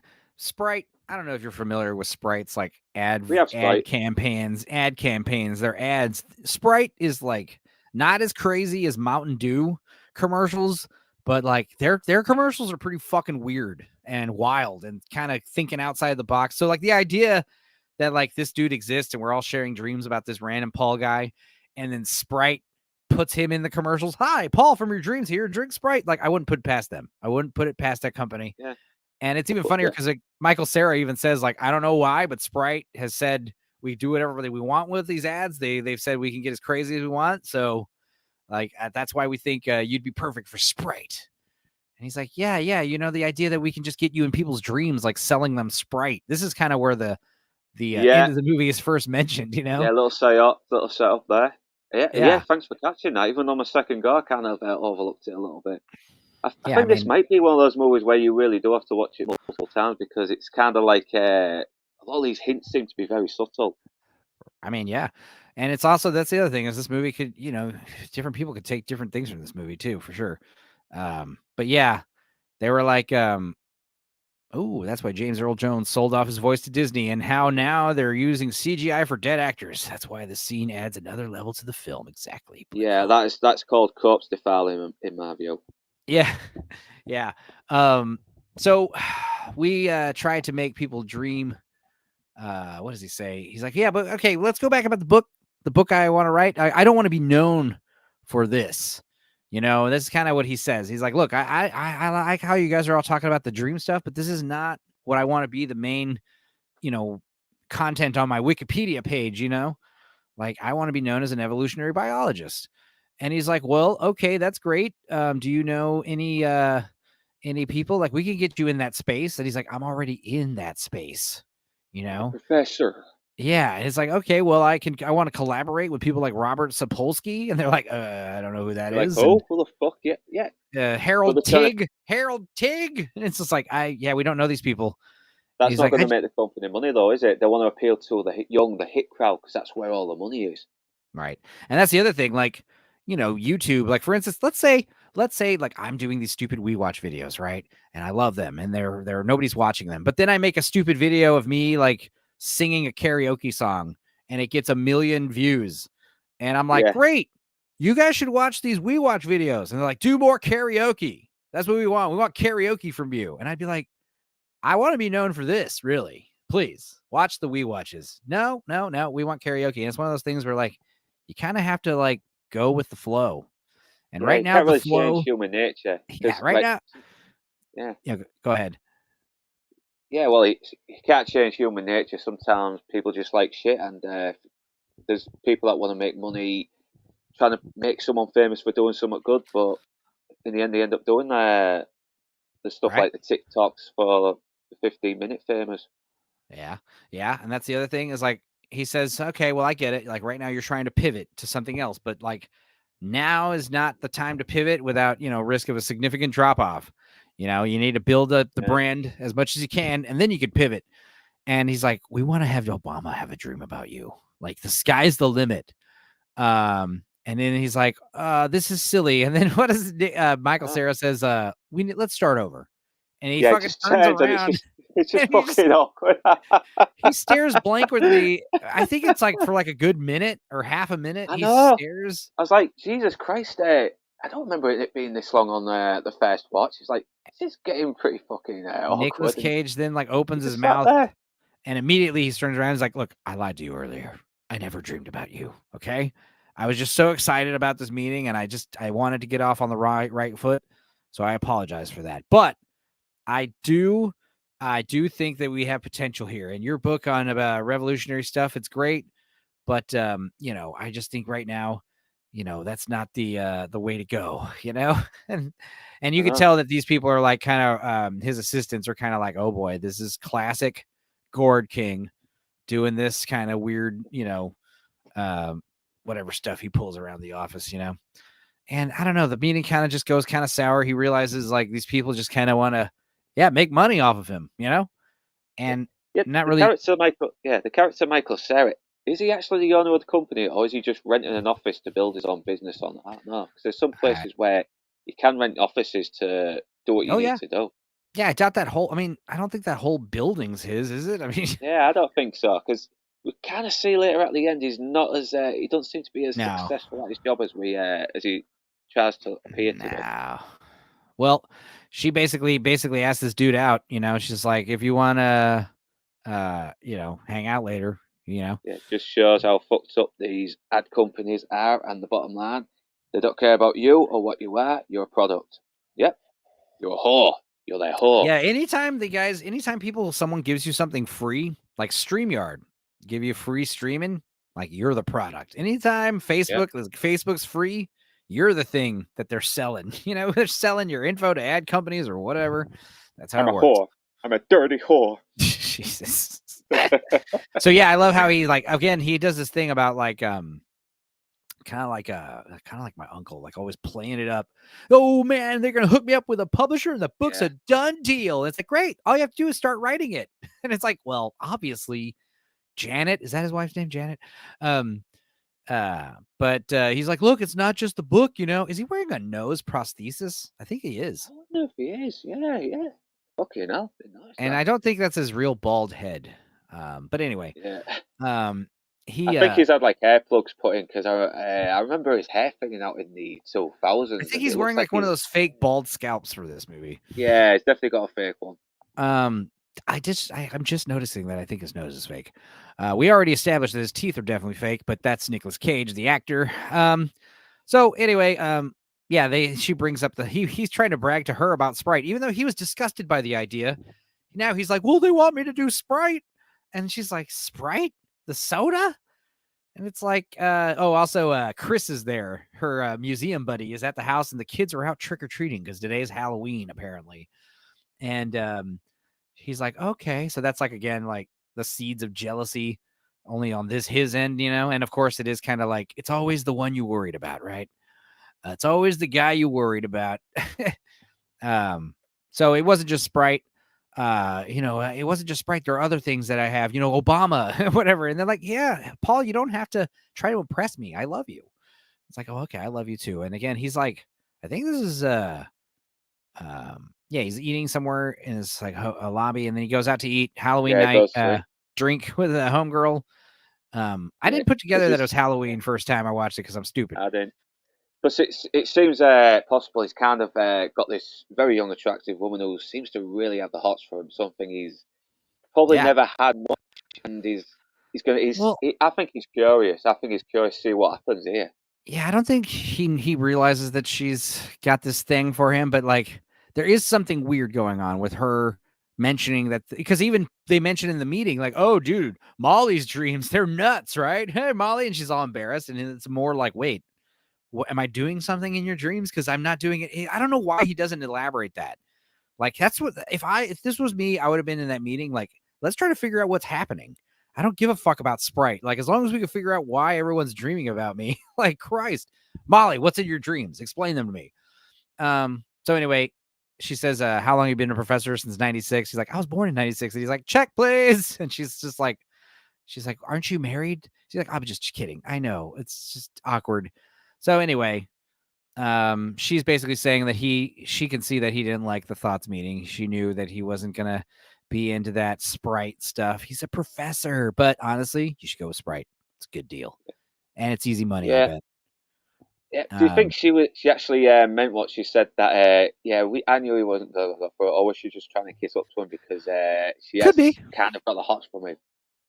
I was thinking that maybe. It could be like she has the hots for his dream self. We quickly realized that Yeah, he's a totally he's not different that guy in guy. reality. um, Yeah, so it's like fantasy in general. Like you fantasize doing this, and then you get to do it, and the reality fucking hits you. yeah, that's why it's always good to have minimum expectations, man, because like you're gonna get let down, dude. Like when you think, oh, it's gonna be awesome, it's gonna go like this and that and this, it's no, it isn't. At this point, he's curious because he's flattered, but you can see the foreshadowing. Yeah, and this is also the first time where he starts to ask, like, so seriously, like you implied I do something in your dreams, and she's like, oh, I don't want to talk about it. It's embarrassing. He's like, well, you don't really get to decide what happens in the dreams, so tell me. And she's like, well, we fuck like dirty, nasty Yeah, pigs, and he's like, well, like, what is this? Is like, I have the most intense sex dreams with you. And she's explaining, like, she's alone in her room in her house, and then like she notices something, and it's like a creepy shadow on the fucking wall. Like, and then he comes in and sits right next to her and just puts his hands like right in her crotch and starts and like, her fucking tongues are here. It's like oh. I was cracking And up. then she I says, was fucking cracking up. I I'm was. so wet right now. I was watching this with my Yeah, mother. So funny. Uh, but yeah, I don't know. It's kind of nice to hear I'm doing something for once, at least, even, and especially if it's fucking your brains out, young lady. yeah, and Um, yeah, of course he's kind of drawn to this woman a bit more as well. It's hard to believe she's a good looking woman. yeah, and this is the part where he kind of cuts to the bathroom, and he's kind of like, I guess, like giving himself the pep talk, the silent pep talk. Come on, man, this hot chick's into you, dude. You're like a celebrity to her. You could probably impress her. And then it cuts to him talking about his goddamn zebras, and she's Yeah, totally no, not into it. And of course, yeah, there's trick-or-treaters outside looking at him, taking pictures, and he starts getting weird. And this is the best part. Guy dressed as yeah, the this dude, guy, yeah, he comes. I didn't realize what was happening until the second time I watched this. But yeah, there's a guy who's going to the bar for Halloween party dressed as the dream guy, and the dream guy is at the party. And he has this face like, holy shit. But then we don't see what happens after that, which is kind of sad. I'm hoping that was a deleted scene or something. But yeah, he goes home with her. He goes to her place. I mean, she basically straight up asks him, she's like, look, I know this is crazy, but like, you're fucking here, and you kind of hit on me earlier, so what do you say? And we don't really know. They don't really ask outright, but we're obvious that they're trying to recreate the dream is what she's trying to do. And this to me is where the movie pivots. This to me is where everything changes because, like, first of all, she's the first person to have the weird, dream of him doing something. I know, because But it's like also, it's escalating a bit more, isn't it? But yeah, I think it's right after I want to mention something that sure, I noticed, and I don't know sure, if you agree with me. But we'll yeah. go through this first. So So yeah, she basically is like, okay, yeah, well, this is insane. I'm gonna change my clothes. He yeah. feels weird. He doesn't want to leave. He's getting cold feet, and she goes to change, and she comes in wearing the same dream clothes, and Tells him to she's go all. into the corner, She tells him to take the jacket off, go stand over there, and obviously it's like totally different lighting. and he's, I yeah, think you I can have still a see him. You can right. still see him as well, It's so and much better in the dream. he's being a bit more awkward. He's like talking when That's what she it's wants him supposed to to be look like. silent. Yeah, So she's like, he tries to talk. He's like, please shut up. Just come over here and do the thing. And he sits down. And he's like, so what do we do? He's like, just you're supposed to make the first move. Like, touch me. And he's like, I don't understand. And then he farts. And he's just like, I'm sorry. It's okay. he's like, It's all right. It's he's like, totally yeah. natural. Sometimes you get relaxed, and He's just like calm over down. explaining it. She's like, I said it's okay for like 3 times already. It's fine. It's like the body sometimes. Again, it's fine. So then she starts undoing his belt. And then he ejaculates and starts I farting know. everywhere. Coming and farting. And this face right here, he's so Oh disappointed in yeah, himself. He's I like, know. he's looking The at God. humiliation as well. Looking at God like, how come you Like made why? this? Why did you make me like this? And it's obviously I don't know. This is where we start getting into the Me Too movement stuff, the cancel culture metaphors. Because previously, like we've talked about what the other metaphors are about young and collective consciousness and viral mimetic fame. But really, like what I think the meat and bones of this movie is about like the cancel culture, the Me Too movement. But something happens in this specific scene where like all of a sudden everything changes. But also what's interesting is like Louis C.K., who was famously Me Too'd, he has a famous Yeah. stand-up comedy routine where he talks about how some girl tried to give him a hand job and he immediately started farting and coming. So it's like a direct reference to Louis C.K., who was famously Me Too'd for consensually masturbating in front of fucking comedian friends of his. So I don't know. I feel like they're trying to say something. But anyway, he's humiliated and he leaves Runs without out. saying anything. And she basically gets her fantasy smashed and he is having a hard night. And this is where his Yeah, daughter has a that's what I nightmare want to about him. mention. Right. Yeah, that's what I want to mention. Do you think some of his anger and insecurities are suddenly manifesting into the dreams of everyone else? Because that's when it starts to get really fucking dark here. That's possible. And also, like I said earlier, like it seems like these dream situations, like I don't know if it's starting with the daughter, but we can tell that it's starting with the daughter as the audience. Like this is where we first realize that the dreams are happening from the daughter, and we first realize the nightmares are now happening from the daughter because she has a freaky nightmare where dad comes in and bursts in with a big smile and starts doing like a weird march like towards I her, know. like he's gonna get her, What the fuck? and she wakes up terrified. And then the best part is like, yeah, she wakes up and Nicolas Cage, her father's like fucking yelling, fuck, fuck, because there it is, Sheila Harper's Yeah, intelligence. They yeah, fucking she's stole his yeah, work. yeah. Motherfucking bitch. He should And have he's even recorded more that. angry, eh? He's even more bitter. Yeah, And and she runs upstairs like terrified of her own father, you know? And also I don't think she ever explains to her father that she also has the nightmares, you know? We know that she has the dreams because she tells her father the first dream story, but like does dad know that the daughter has like vivid dreams? When he farted, the theater busted out laughing because it was yeah, so what would happen being that nervous. Maybe for you, blue collar. Um, I don't know. It is funny though. I definitely laughed my ass off. Farting yeah, and it's coming. yeah, well, it's like it's comedy, right? Comedy comes from misery. So yeah, there is a Yeah. lot of this misery here for our own Like fucking pleasure. farting and peeing, fine. Farting and sneezing, also fine. Farting and coming, that's Yeah, sad. That is so hilarious and fucked up. And just like that's a whole nother level of what the hell's going on. Anyway, so then we cut to this. We don't know it's a dream, but it is. It's one of the students, and he's like, yeah, I need to come in and talk to you. And she fucking reluctantly lets him in, and he's like, you shouldn't have done that. You just made a mistake. And he fucking strangles her. And I then know this guy, go ahead. he is generally scary as well in the nightmare scenes. Yeah, I mean, Like Nicolas Cage is not like a small man, you know? He's Yes, he yeah, because he yeah, manages to balance it all out, like playing this very mundane guy to this absolutely terrifying version of this dude. mundane guy. You know what we should do for Losers Lounge? Fucking Face off. Kiss of Death. I've not seen that in a long time. Is that with David Caruso and Nicolas Cage? Yes, that is probably my favorite Yeah, Nicolas Cage. He's so huge and fucking scary in that one, yeah, dude. He's yeah. He is insane. really over the top in it. He Dude, really Kiss of is. Death rules. Anyway. Yeah, and then we've got Mushroom Boy. He's having a nightmare about getting his head bashed in with a hammer, and this is probably like the most violent part of the movie. He is. And he's just Jesus like Christ. bashing the head in, getting blood sprayed all over him, and you see like close-up shots of this guy getting smacked in the head repeatedly, and of course the next Oh day at yeah, I school. fucking, I fucking flinched a few times watching it. It's like, because it really make you feel the hits. Yeah. This scene we here with the college, I almost thought this was a dream as well. Right. Because Yeah, yeah, because there's no cues. so There's dark it never. is. Yeah. Yeah, exactly. Even half the lights are turned on. Yeah, they're like everything's running at like low capacity. Cage is 6 foot, and look Look at at Con Air. Connor.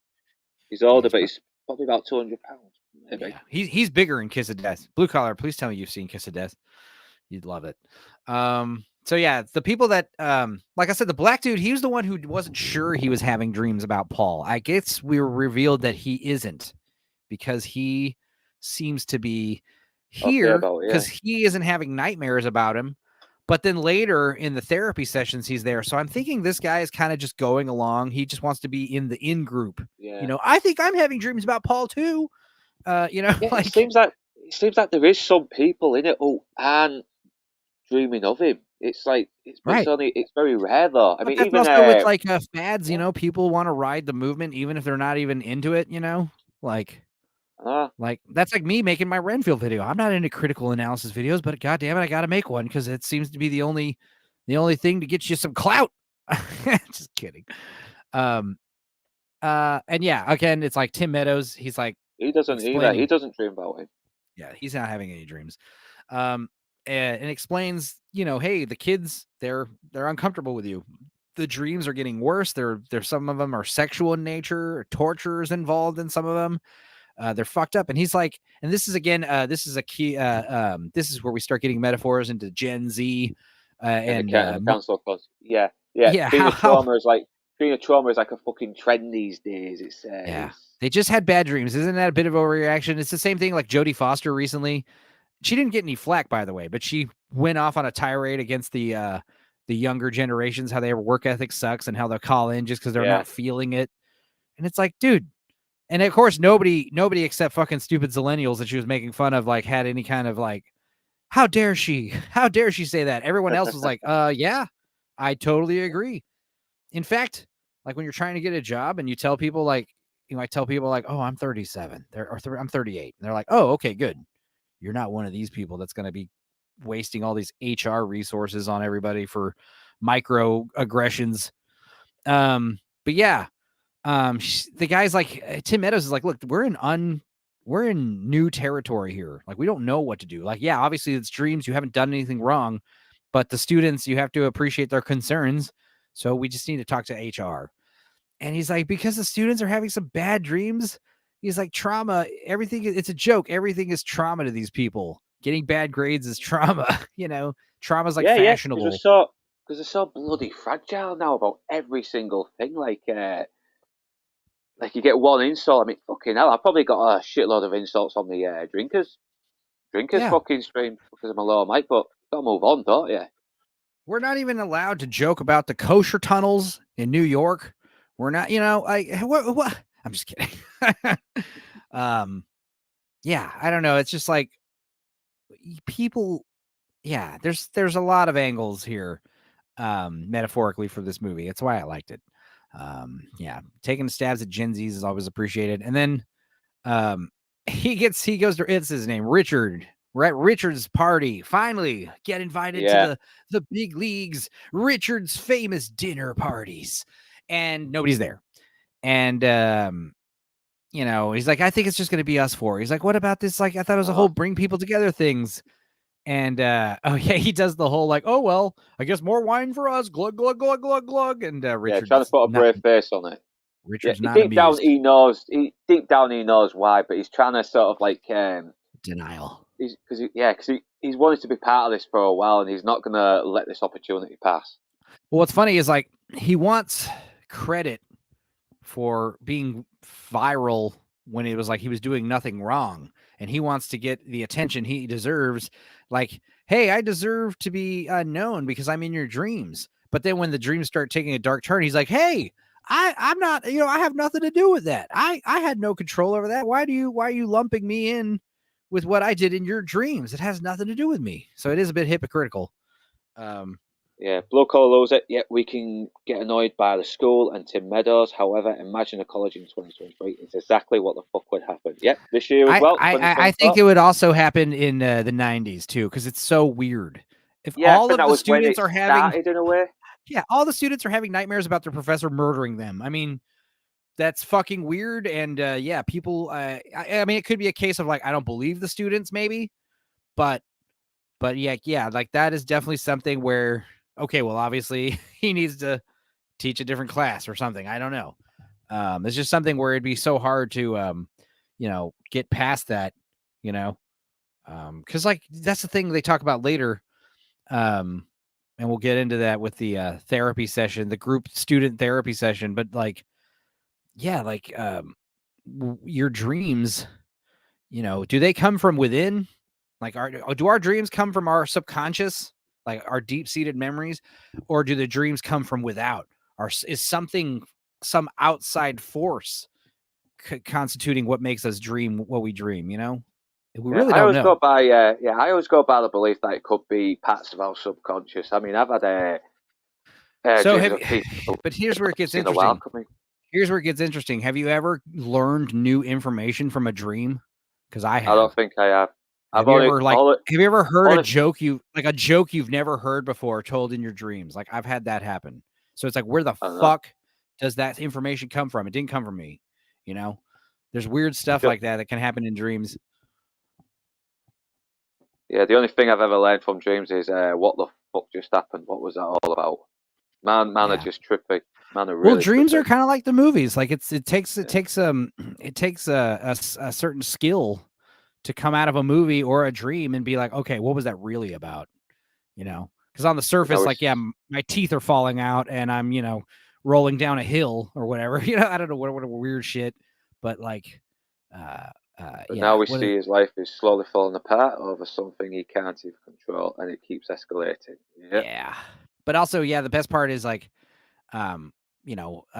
dinner party lady, Richard's wife is trying. Obviously, something's wrong. He's yeah, like, oh, yeah. so You you can tell gotta, in the face. yeah, I heard you got a new practice now. She's like, yeah. He's like, oh, where? It's like, what kind of practice? She's like, she just says, yes, new practice. And he's like, oh, these Brussels sprouts are so good. Yeah. And we got them at this one place. And he was saying, oh, I think Nick Bostrom was right about we might be living in a simulation, especially because of my dream stuff. He wants to talk about his dream thing. That's what we want to talk about, right? And the wife is all tight-lipped. And he's like, he even says to Richard, he's like, didn't I introduce you to that guy? He's like, no, I don't think so. And Paul has this look like, yes, I did. Like, you don't even remember Yeah. me introducing you to people. And of course, Paul could be mistaken, but I think it's Yeah, more, so I it think might it's, be a good reason why Richard might have had a bit of a leg up, and he's not yeah. he's not even giving him credit for it. She starts choking. That's another thing. The wife asks the other wife about something about pottery or ceramics, and she starts choking. And the husband starts like tapping her on the back, and she's like, "Oh my god, you're hitting me! Stop it!" And that's just obviously something's wrong. And out of nowhere, the fucking wife starts crying, and we see that she's been having dreams of being strangled to death. Yeah, And it's a quick cut as well, but that's all you need. That's all yeah, you yeah. need. Yeah, I mean, we know that she's having bad dreams, but we want to know exactly what she's dreaming about. And of course, like, yeah, being strangled by fucking piano wire or whatever. It's a rough way to go. I think But yeah, even if they I think even if they didn't show it, you'd get the idea anyway because that looks like a woman who was absolutely fucking terrified. yeah, She yeah. can't swallow her food because her nerves are all shut up. Everything. I mean, your dreams, man, you can get like that's something I was talking about yesterday or the other day. Where I was talking about like someone was saying like they don't get sensations in their dreams. I was like, sometimes you could dream like Like if I get a blowjob in my dream, like I feel a blowjob, Yeah, you yeah. know? You know, Some I don't people, know anyone who hasn't. I can't remember who said this recently, but they were talking about like, no, I don't have that. I was like, oh, weird. Like, yeah, you ever had a dream about getting stabbed or something? Like, I don't know what getting stabbed feels like, but I think I do because I've dreamt about it. You know what I mean? Like, I don't know what it feels like to do certain things like fly. For instance, like the reason why you know what it feels like to fly in your dreams, and because like when you're a kid, your parents can like fling you around and lift you around and move you around, Yeah. and that's kind of where you get that inherent that instinctive memory from then on out. But Yeah, obviously something's wrong. plus when you do sports at school, you can get like trampolines, or you when you're out with your friends, you're fucking climbing over fences and jumping off them and Yeah. breaking your leg because you don't care. You've got this adrenaline rush. You want to face a bit of danger. Blue collar loser constantly dreaming about getting killed, waking up sweating. T Rexes eating you. Jesus, Wow. damn. Fun. We'll have to look that up in a dream notebook. But yeah, it's pretty obvious that it's Paul. Paul's the reason why nobody came. Paul's the reason why you have to leave. She's been having some brutal nightmares. And again, he's trying to be like, well, um, you know, uh, shouldn't we just still eat? He's like, look, she wanted to cancel it. I thought I'd be nice to not, but I realized I should have listened to her. You got to go.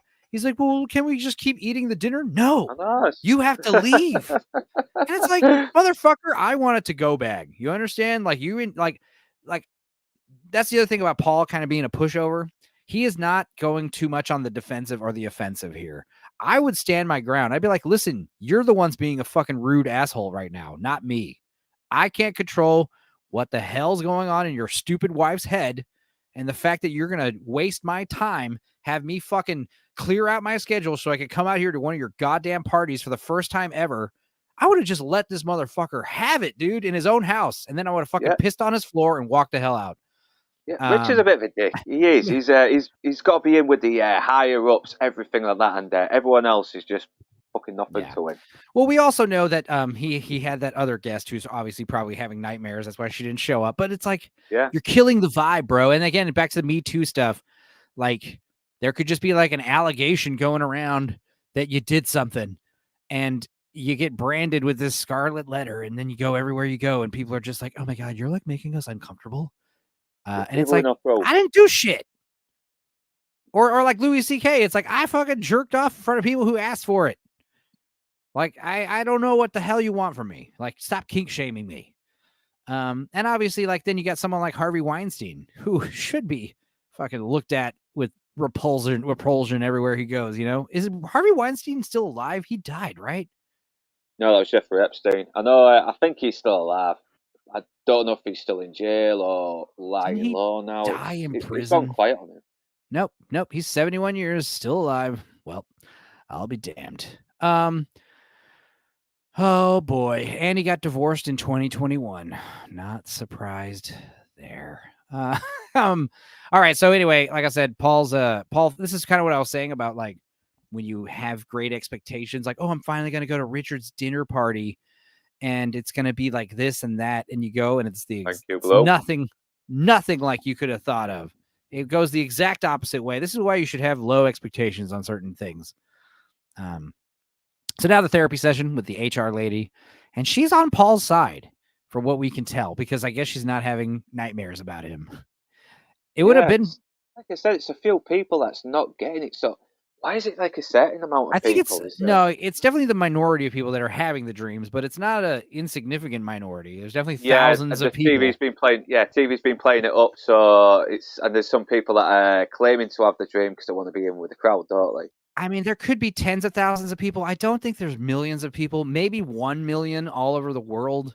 But it's definitely a lot. It's definitely enough to be a significant, noticeable amount, but it's not like the majority of people, like everyone on earth having the same dream. That'd be horrifying. Like imagine if everybody woke up the next day tomorrow and we all had the same dream. Even if it was a dream about a dog peeing on a fire hydrant, we would be like, what the fuck? Are you serious? And it'd be all over the news. Like who didn't have the fire hydrant dream?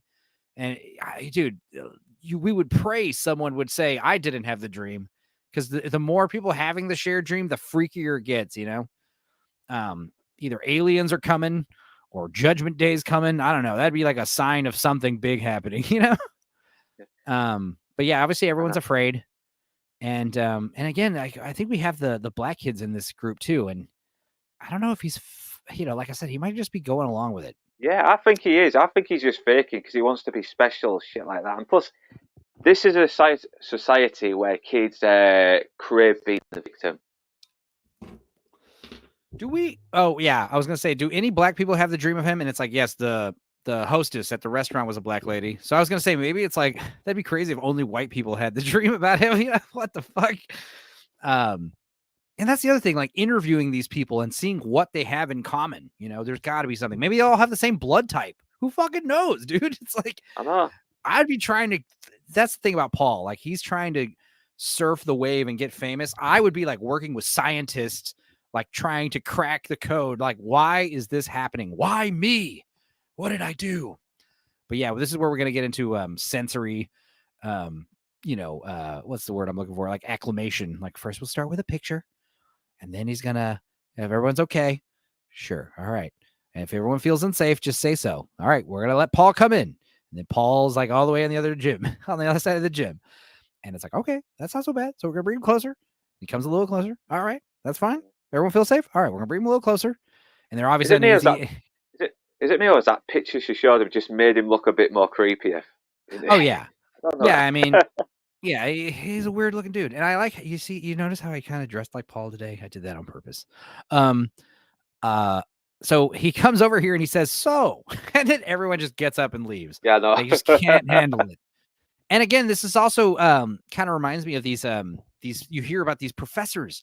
Like there was a professor who was just last week, he was let go because he's a biology teacher and he's been saying for the past 30 years that sex is determined by X and Y chromosomes and passed down by the male.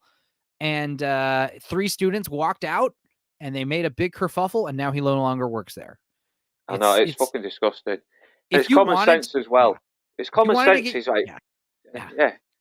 If you wanted to get your teacher fired nowadays, it'd be so easy. You would just lie and say, I felt unsafe because he said this. And it doesn't matter if it's the most mundane shit.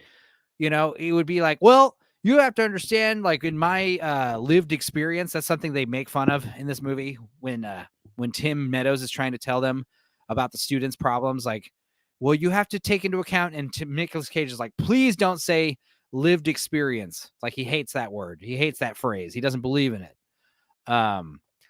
And he feels like there's something wrong that he's doing. You know, it's like it's very sad, but he's just willing to work with it until he goes out to the parking lot and sees somebody a spray painted loser on his fucking car, and he has a big tantrum on camera.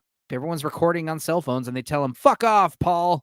Get the fuck out of here. Don't come back." These are the students. And again, this is more analogy to cancel culture and students running the school.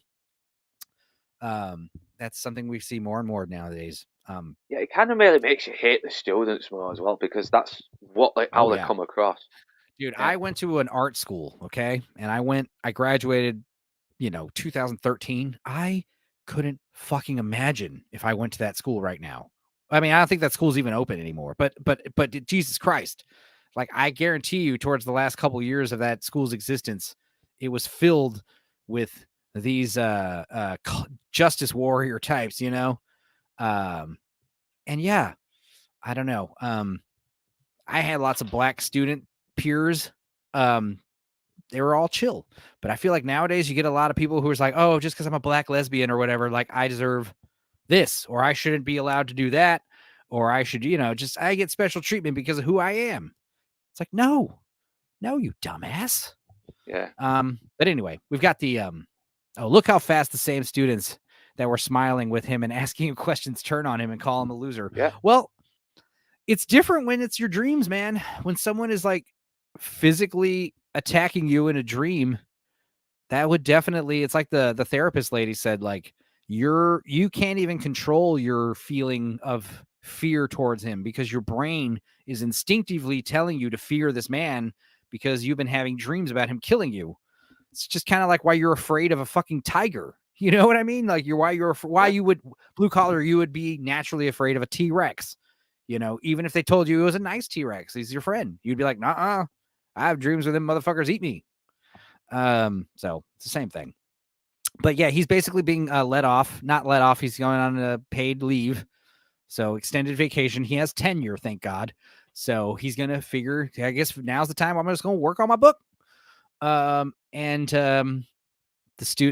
girls are bringing up the fact that, like, you're having, what's up with the nightmares? Thousands of people are having like crazy murder nightmares, and he's like, no phones and no more discussions of the dreams at the table, okay? And it's like, um, you know, basically trying to move on. And then homegirl, the wife, she's being removed from the project because of Paul, but people don't feel safe. And he's like, I'm against cancel culture and what have you. And then we have the stink eye girl. She's the one. She's the one who's been having the dreams. She was giving her the stink eye when she asked to get on the position. And Yeah, so now she's she's like, basically she's unloading their own eavesdropping. personal problems on her. She's Yeah. basically like, look, I don't feel safe with her because I'm having dreams about her husband murdering me. And it's like, this is great non-verbal communication in a movie. It's one of those things where you might not have picked up on it, but it's there. It's right there, fucking clear as crystal, plain as day. So yeah, I mean, getting off, they call you Freddy Krueger at school, and it's like he says, and he says, because this girl's a young girl, and it's the 2023. He's like, do you even know who Freddy Krueger is? It's like, I Googled him. It's like, well, I'm not, like that. And she says, one of my friends has a dream where you tie him up and cut off his toes and eat them. I was like, what the fuck? Cutting off those toes and eating them right in front of you, that's like sick. That's Jesus like so Christ. badass. That should be in a horror movie. I'm glad they didn't show that as well, because I mean, I think her just mentioning it does kind of make it darkly funny. It's like it makes it funny. Yeah. If we just cut to a random clip of him like blood all over his face, it's too much, Yeah. Yeah, it's funny because you don't know how to react to that. It's like, how the fuck can you react to that once you've been told that? Right. And also, like I said, though, put that scene in another horror movie, like where the killer ties someone up and cuts their toes off and eats them. Like, that would be great. Signed, yours truly, a viewer of horror movies. Yeah, because I think they want to just show the tragedy of the situation, not the full horror of it. Yeah, it's like darkly, it's like ironic and cynical and strange. All the good things I like in a fun movie. You know what this, and that's the thing is, like, I was gonna say, it kind of reminds me of like almost like British humor or European humor, which makes sense because the writer is from another country. Yeah. Because like British humor's just got this like dryness about it, and Japanese and Asian humor is like off the wall. Yeah, there is a pessimism to British humour, though. I don't know, maybe it's because we live in such a dreary country where the weather's constantly shit, and you got no sun, you got no vitamin D. Yep. All right, so yeah, this is where he's trying to rest her little mind that dreaming, it's like psychosis, honey. We basically go to sleep and start hallucinating, and we don't know why. It's like the brain needs to do it to like rewire itself. And wait a minute. Oh yeah, okay, sorry. This is his house. He's at the he's just trying to work out. He's talking to Molly.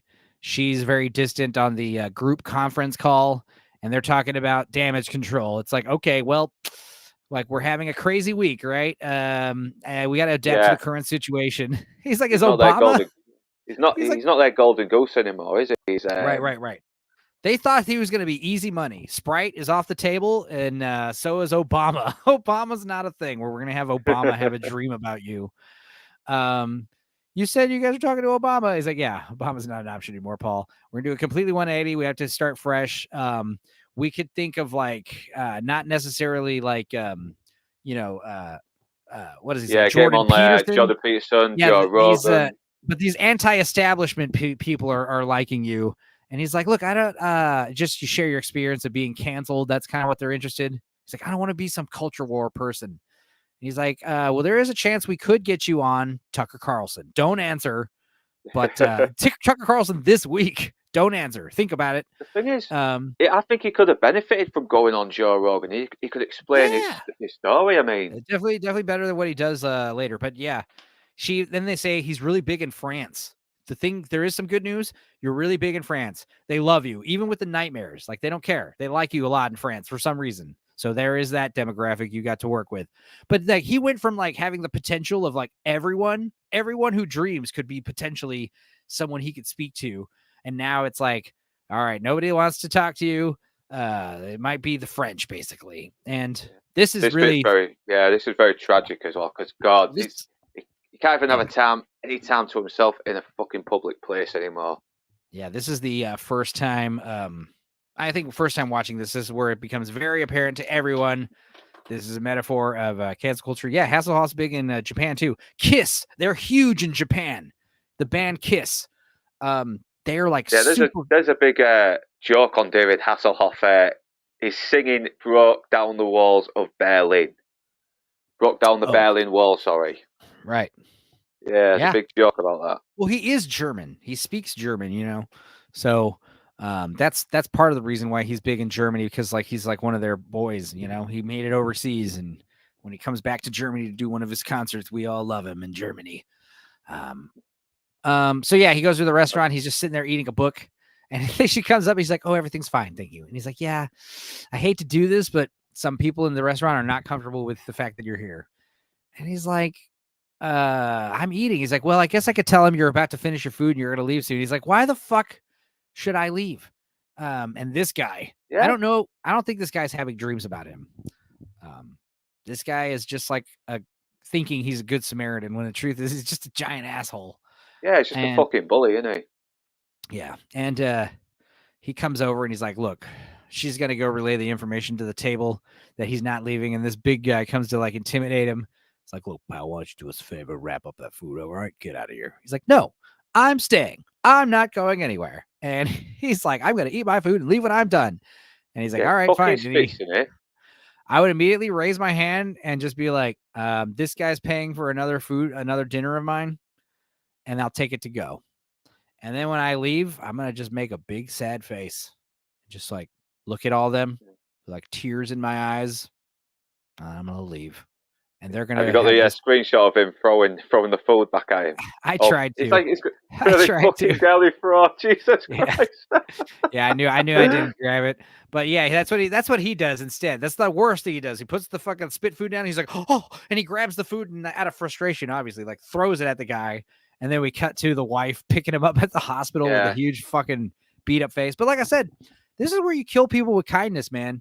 You have to be like, look, I am sorry. I'm not doing anything. Like, this hurts my feelings. Okay. Like, why am I being treated like this?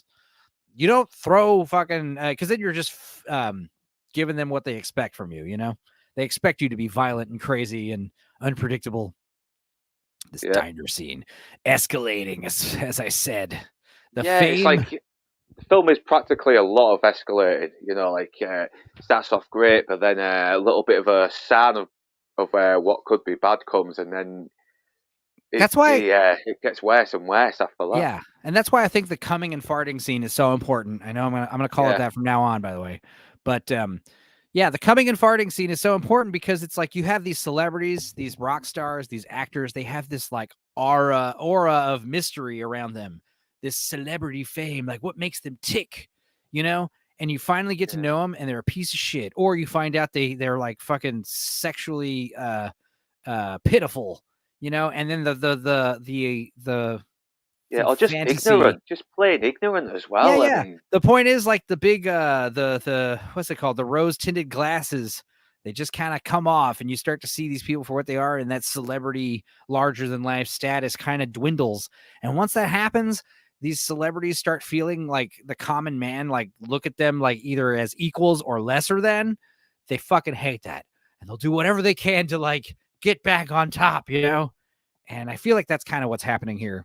Because, yeah, that's the other thing. It's like not just people who get famous mimetically, virally, but also people who have tried to be famous. Like Will Smith right now. Fucking Will Smith is like trying so hard to be like, don't think about my cuckoldry and my slap and my wife. Please, like, let me be the number one action star, the number one actor in the world. Remember when I was the number one actor of the world in the 90s? Can I do that again? And people are like, yeah. no, because we No, saw I what the think he fuck needs. you're No, like. Yeah, he really needs to fucking stand up to his wife and or just retire. He's got enough Right. money to live on. Try and do something else. Live a more Play humble life now. play a cuckold in your next movie, and maybe we'll go see it. I'm not joking. I would fucking see the Or shit out do of the movie. something. Literally call the movie Cuckold, and Do an starring Will do Smith. something. Yeah, do something semi autobiographical, like very from your own life experiences, maybe. I don't know. It always seems to work, like the wrestler Dude, did with Mickey Rourke. make a Will Smith biography movie, but this is where Will Smith reveals to the world that he's gay in the middle of the movie. Like, what? What? That's how he like comes out to the world. That'd be amazing. Yeah, him and Tom Cruise and definitely Leonardo DiCaprio, I think are all secretly gay. I won't be surprised. I They don't do a care. good job I don't hiding it. care though. Yeah, it wouldn't change the fact. In fact, it'd be like, Leo, you didn't have to like have all these dumb 25-year-old models No, around your boat. We would have been fine if we knew that you were engaged with Lucas Haas for the past 10 years. Like we would have been fine with that. In fact, we think that's kind of cute. But the thing is, the reason why it has nothing to do with our perception of them. I mean, it does, but it has to do with like them getting leading roles. Like, sorry, we find out you take it up the ass, so you're not going to be the star of Inception. I mean, that's just kind of the way these producers think. And honestly, that is the way the moviegoer general public seems to think, especially in foreign demographics. My God, you think but you well, it you won't think be a minute anyway. If you want to, can go through the chat. Just need to take a little minute, and I'll be back soon. okay, yeah. 20 years ago, an actor or celebrity could do anything, and one good movie, they're redeemed. Those days are gone. Well, I don't know about that, Blue Collar. I think you can. There's everyone loves a comeback story, So like you have that's something Quentin Tarantino was so famous for. And maybe we'll bring that up on one of our January Tino movies. But Quentin Tarantino's got such a great habit of like digging up old faded stars and putting them in the movie and then launching them back into the celebrity status, You I'm do that back. with yeah. Yeah. So Talking about Tarantino, but yeah, he did that with Robert Foster, he did John Travolta because Travolta, yeah. he's Well, A, they're solid. cheaper, and B, like you probably have some kind of personal nostalgic love for them that most other normal moviegoers don't really appreciate. And it's easy to like yeah, you can talk to Robert De Niro and get him in a movie. That's impressive. But it's cool that you just hit up Robert Forster and be like, "Hey, Robert Forster, you filming anything?" I'm just kidding. I know you're not. Be in my movie. It's like Quentin Tarantino here. I want you to play this bail bondsman. It's like, sure. Now He everyone knows always who picks Robert them right Forster though. is. Right. He always Yeah. picks them right. Like sometimes he does have actors that he wants to bring back, but he thinks, "Nah, he's not right for this part of the movie, but I do want to save him for maybe another movie that I'm gonna do." And I think he'll be perfect for that. Yeah. They asked him, Quentin Tarantino, like, if you could have afforded anybody, who would you have got instead of Pam Grier and Robert Forster? And he's like, I would have picked Pam Grier and Robert Forster. And he's like, if I had to pick someone else, I guess maybe Angela Bassett and I don't know, someone else. But yeah, those were my first choices. Like it has nothing to do with the fact that they're like a faded celebrity. So that's admirable. So anyway, Nick Cage has got his ass beat. The wife is like gives him the idea, like maybe you should make a public statement or something, like apologize. He's like, apologize? I didn't do anything wrong. It's like, just get people off of our backs. We get weird phone calls in the middle of the night. Your daughter gets bullied. Your other daughter's having fucking what was the other issue? Oh yeah, I lost my job or my, stuff's not. He says we're not gonna let the terrorists win. Are we just gonna let the terrorists win? So who's gonna say anything will be different if I do apologize? And then it cuts to him. He's sleeping on the couch. Yeah, he can. Yeah, this is where the marriage is starting to go bad as well because it's affecting her as well. Right. And it's also like, I don't know. It's one of these things where like, maybe you should be thankful you're not having any dreams of me now. Remember?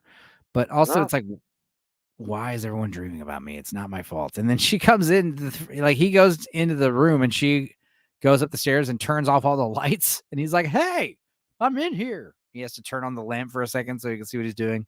And then he turns off his lamp and he goes to sleep. And we get presumably a dream right here. where it's now we're in Nick Cage's dream. I think Yeah, this is we the don't know first it yet. time. We don't No, know it yet. I knew it. It's pretty. Yeah. I thought it was pretty obvious, but I mean, yeah, there's never any kind of indication that you're in a dream in this movie until like after the fact. But yeah, he's just jogging. This is the first time in the whole movie where we're getting one of his dreams, and fucking random arrow hits him in the fucking arm, and damn camouflage dude with the crossbow shows up, and they're in like a suburban neighborhood, and it's a chase, and it gets another arrow in his fucking shoulder blade, and yeah, running off. And these big arrows, they look so good when they're like they look like they're clearly in his body. You know, the way they move around with him. What it is, he's probably wearing like one of these like cool like a bulletproof vest type thing that has an arrow like stuck Yes, into it. it's like a padding in it where Yeah. I think it's already stuck in maybe, but they they have cut the sharp tips off and just stuck it in the pads. No, yeah, like the bullets probably. I mean, the arrow's probably like fastened into this vest. Whatever. Yeah, I was guessing that.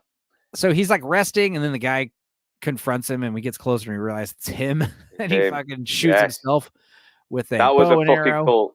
That was a fucking cool twist. I was like, oh Jesus Christ! Yeah, he's getting his nice little reveal. He's kind of starting to understand what these dreams are like, and then it cuts to him being told at the school that he shouldn't come to the play. So I guess that this whole movie takes place over the course of about a year or a semester, and it's like because we knew it was Halloween earlier, and it was snowing earlier.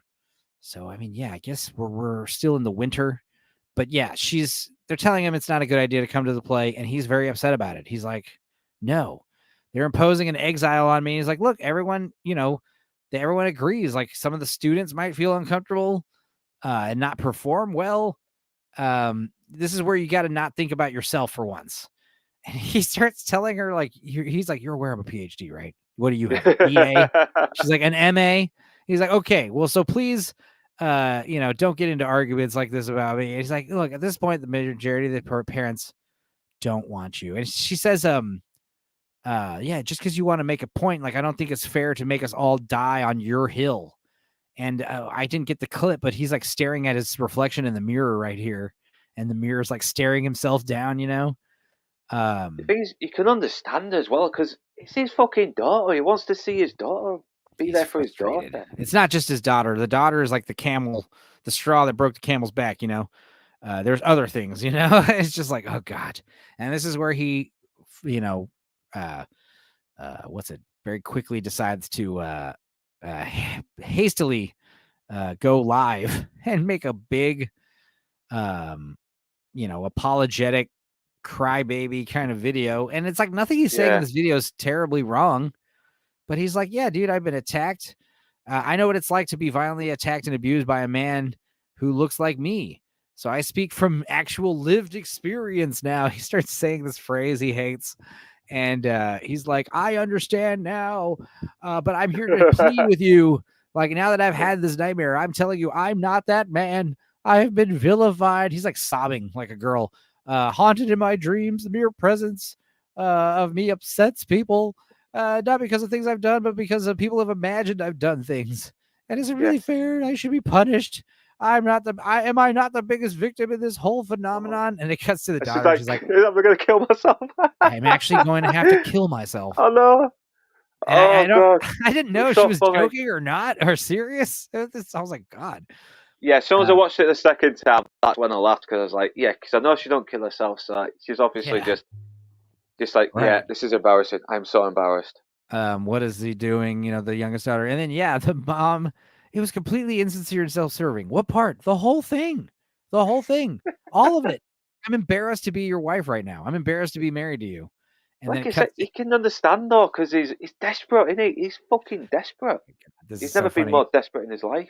I didn't notice this until right now, but earlier when Tim Meadows is like trying to accuse him of having a midlife crisis, he's like, "Don't give me that shit. You're the one who bought a fucking Kawasaki or what? Kawasaki, yeah, Kawasaki."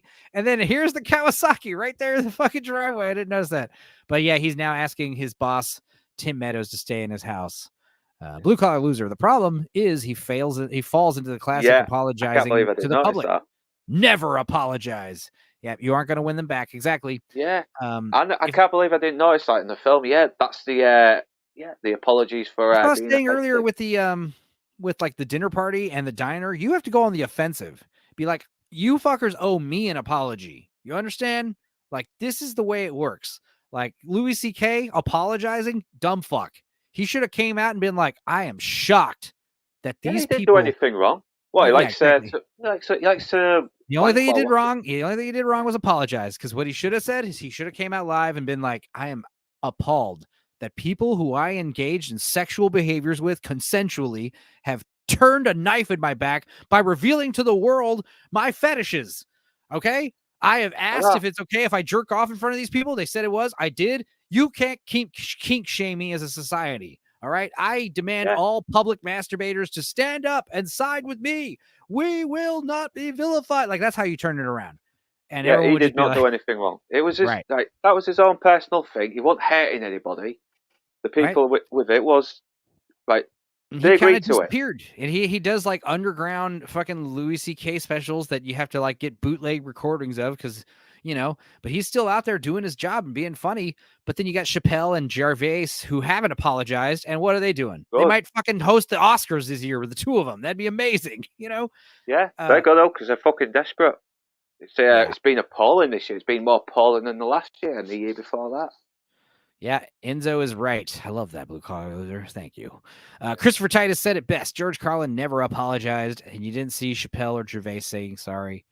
Dude, I watched a really weird. I saved it to my watch later list, but apparently, like an AI. There's a new George Carlin special, and it's an AI George Carlin like impression basically, and it's a whole special about how he's been dead for the past like several years, and he's coming back for one more special. It was weird. Oh, I don't know about that. To be Yeah, honest, I I know. don't know. I know. That sounds very in bad taste. Maybe George Carlin would have liked that, but I don't agree with it. If anything, I don't think he would have liked it because it's like, honestly, I heard like it's not really jokes that he would have said. I don't think. Yeah, but who knows? Yeah, I love yeah, George I do Carlin's not last agree with it. special. His last special before he died was so funny because he's just talking about like old people problems. Anyway, so yeah, Tim Meadows' wife is not hot on the idea of him staying there. Obviously, he's asking to sleep at Tim Meadows' house, and he's like, you're gonna have to sleep on the couch if that's all right. And it's like, damn, dude. Let's see here. Okay. Yeah, he sleeps in the fucking basement with the propane tanks and the light that just He's like, what's never that goes out. smell? It's like, I Yeah, think it's the propane tank. propane I tank. can open a window. It's like fucking January or whatever. No, don't open a window. He's like, I'm sorry. He's like, can I sleep on the couch upstairs? No, sorry. She gets to sleep on this fucking army cot or whatever the hell this is, And then the best part is he can't turn off this light, which again, this part made me think that he was dreaming. Maybe this whole fucking half of the movie is a dream. Who knows? But like not being able to turn off lights is a common sign that you're in a dream. Like you can't change the lighting, you can't turn lights on or off. Yeah, no, I was And, wondering that. I mean, what you can't turn the light off in a room. I mean, that yeah, light it's specifically. have you seen Waking Life? No, I've not. Oh, watch that one. Watch it like tonight or tomorrow. It's very good. Richard Linklater did a rotoscope movie called Waking Life, and it's all about dreams. And one of the cool things they talk about is like, yeah, you can't change lights. Another thing, it's hard to like read. So like numbers and letters like will be jumbled on a page or a clock. So it's cool stuff. So all right, he's having Yeah, a real bad sleep under this fucking fluorescent light on a cot, and we cut to him and he at the starts to get play. into the school. Yeah, He's sneaking into the school, and he but walks right yeah, past these gates, and they're obviously on high alert for him. They're like, "Excuse me, aren't you are Mr. you Paul, Matthews?" Mr. Matthews? Like, no, Nope, I'm not Paul just keeps Matthews. going. But So they he comes in notice the him. door, and Oh, it's the yeah, same lady, the teacher, who's like guarding the door. And she's like, Paul, we've had this discussion. We agreed that you weren't going to come. And he's like, dude, what's the fucking harm? Like, nobody even knows I'm here. Just let me stand in the back. He's like, no. And she slams the door like on her own fucking hand, which is I stupid. know. Yeah, I thought he accidentally slammed the door in her hand and didn't realize until after he saw the injury. What probably happened is she's trying to pull the door shut. He's trying to pull it open. And he probably let go and she fucking slammed it right down her fucking finger. Her fault. I don't care what you say. Yeah, And yeah, she she comes kind of out screaming. I know she must have cut a vessel or something because blood was like spurting out a little bit there. Yeah, I don't know what the injury is. It seems like she's cut off like her knuckle. I don't know how it works. It would probably I have know. been I more thought it was a believable. finger. I thought it was a finger at first, and I thought it Right. was. Oh, they were all still Yeah. there. I mean, it seems like one of these like kind of like they didn't spend too much time on figuring out what the injury was. They just put blood on her hand, called it a Yeah. day. So it was their fault, and yeah, she was being a fucking melodramatic bitch. Yeah, yeah. He attacked me. Paul Matthews attacked me, and now Uh, I'm making a huge scene. And of course, fucking Chris sitting right next to his wife, like he went to the fucking play. Oh my god! Jesus, And I can't believe I didn't notice that. No, yeah, that is yeah, fucked up. right. Yeah, he's born. He's fucking born in it. He is. Yeah, yeah, or he's about to. You know, he maybe he hasn't yet, but he's going to.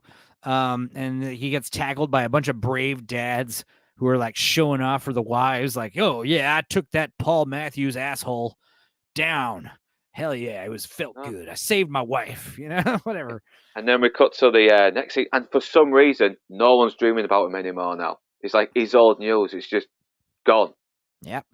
Nobody knows why it started or why it suddenly No. stopped. But the good news is we developed he disappeared completely from the public eyes. But the good news is we've developed dream fluencers. You know, we've developed thanks Yeah. to Paul Matthews, we've developed this thing called the Norio, which will help people do what Paul Matthews figured out how to do you know, unintentionally.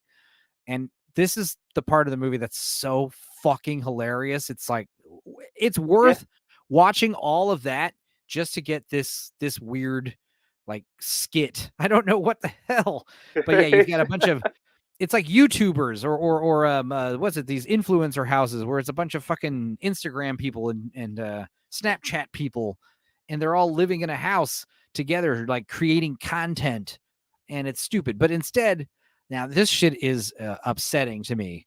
If the idea that people can come into your fucking dream, mind advertisers, It is. and if some That is random really evasive. if this It's random really bitch, evasive. if this random bitch came into my dream against my will and tried to sell me fucking sneakers, that dream would take a really dark turn and she would never come into my dreams again. I would make sure of that. Bitch, get the fuck out of here. Same with this guy. This isn't one of his students, is it? No, it's a different black guy, right? No, no. Okay, that would be fucked up and weird. That'd be a good Um, little twist, though. Could be a little twist. Would. but yeah, the idea is like, you know, if one man could enter other Yeah. people's dreams, like couldn't any I of agree us? with Bluey. Yeah. Yeah, That does Black feel Mirror. very Black Mirror-ish. Consciousness is much more complex than we thought. Also, they talk about how you know, the Norio, it's like they all give all the credit to Paul. You know, if it wasn't for Paul, we wouldn't have this amazing invention called the Norio, where we can basically astral projection. Yeah, they even slam him in the fucking camp in the fucking Yeah, we'll get advert to as that. well. It's like Yeah. Now it's like meditation or hypernagogia, hypnagogia, this guy's funny. hypnagogia. This guy is very funny. He Yeah. just looks so fucking dweeby and like he's obviously a guy who's not got much screen presence, but he's got to do it anyway. He's got to promote his product, doesn't he? Now, it may look like he's just resting, but right now, Brian's inside the dream of a random 19-year-old boy from South Korea. It's just Yeah, like, better be 19. Dirty and this guy's bastard. fucking sweater is disgusting. And he's just like, I Yeah. just feel like people don't really understand it.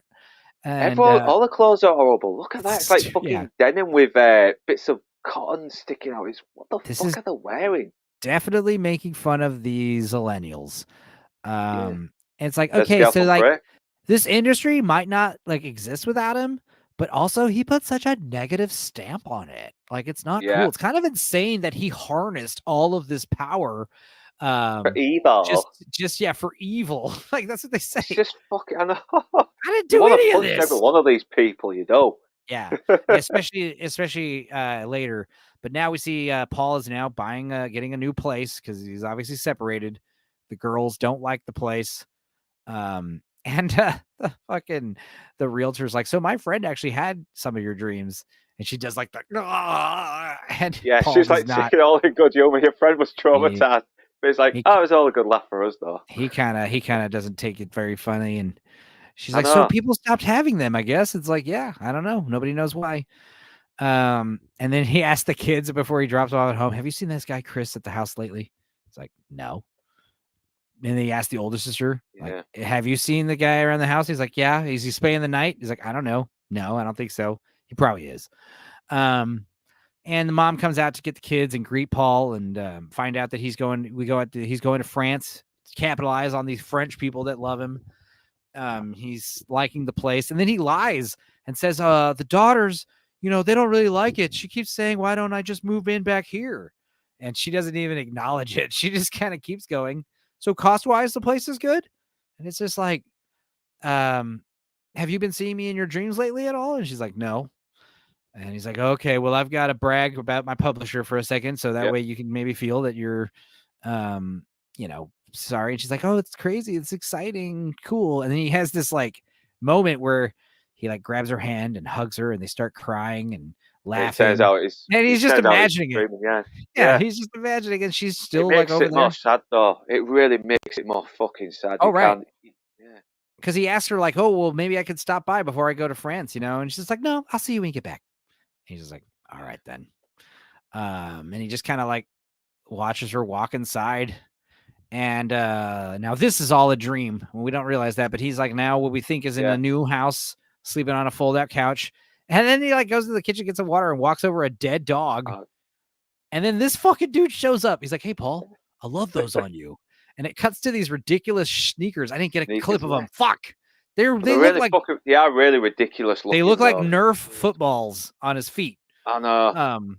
So, and he's like, get the fuck out of my dream, Oh, dude, don't have my dream. You know why? You're not supposed to be here. And he tries punching him. And, like in your dreams, like you punch like you're underwater, Yeah, and he's like hitting him on the chest. And he's like, don't do that. And then this other guy's like, dude, your punches will pack way more heat with these.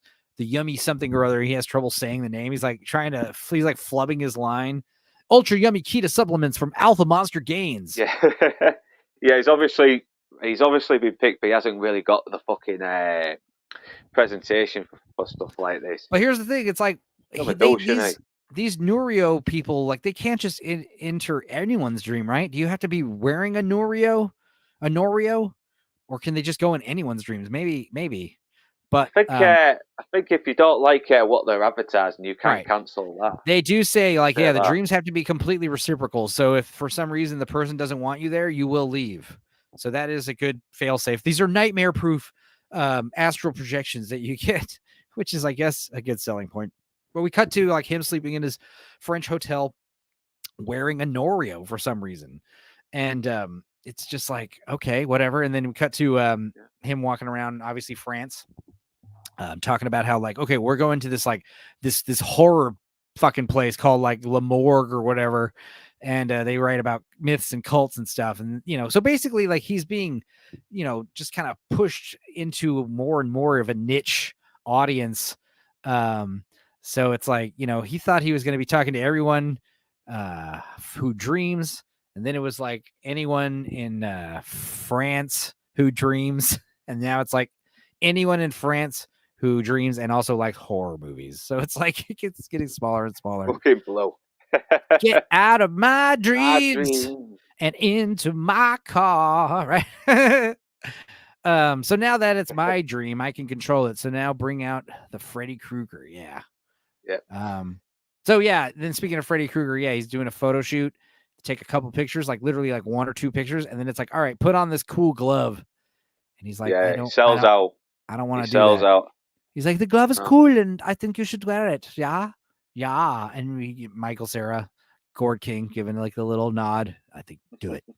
And he puts it on, and he doesn't really like it, but he's hamming it up. He's doing it for the part. And you can tell he's a little upset the way he like shakes the chair kind of angrily. He sold his soul. And he's not happy about it. But he kind of has no choice now. He can't teach anymore because everyone's so fucking freaked out by him. Yeah. Also, another thing is like we're finding out that like the venue is something's changing at the venue. He also hasn't seen the book. Yeah. He wants to see the book. The review.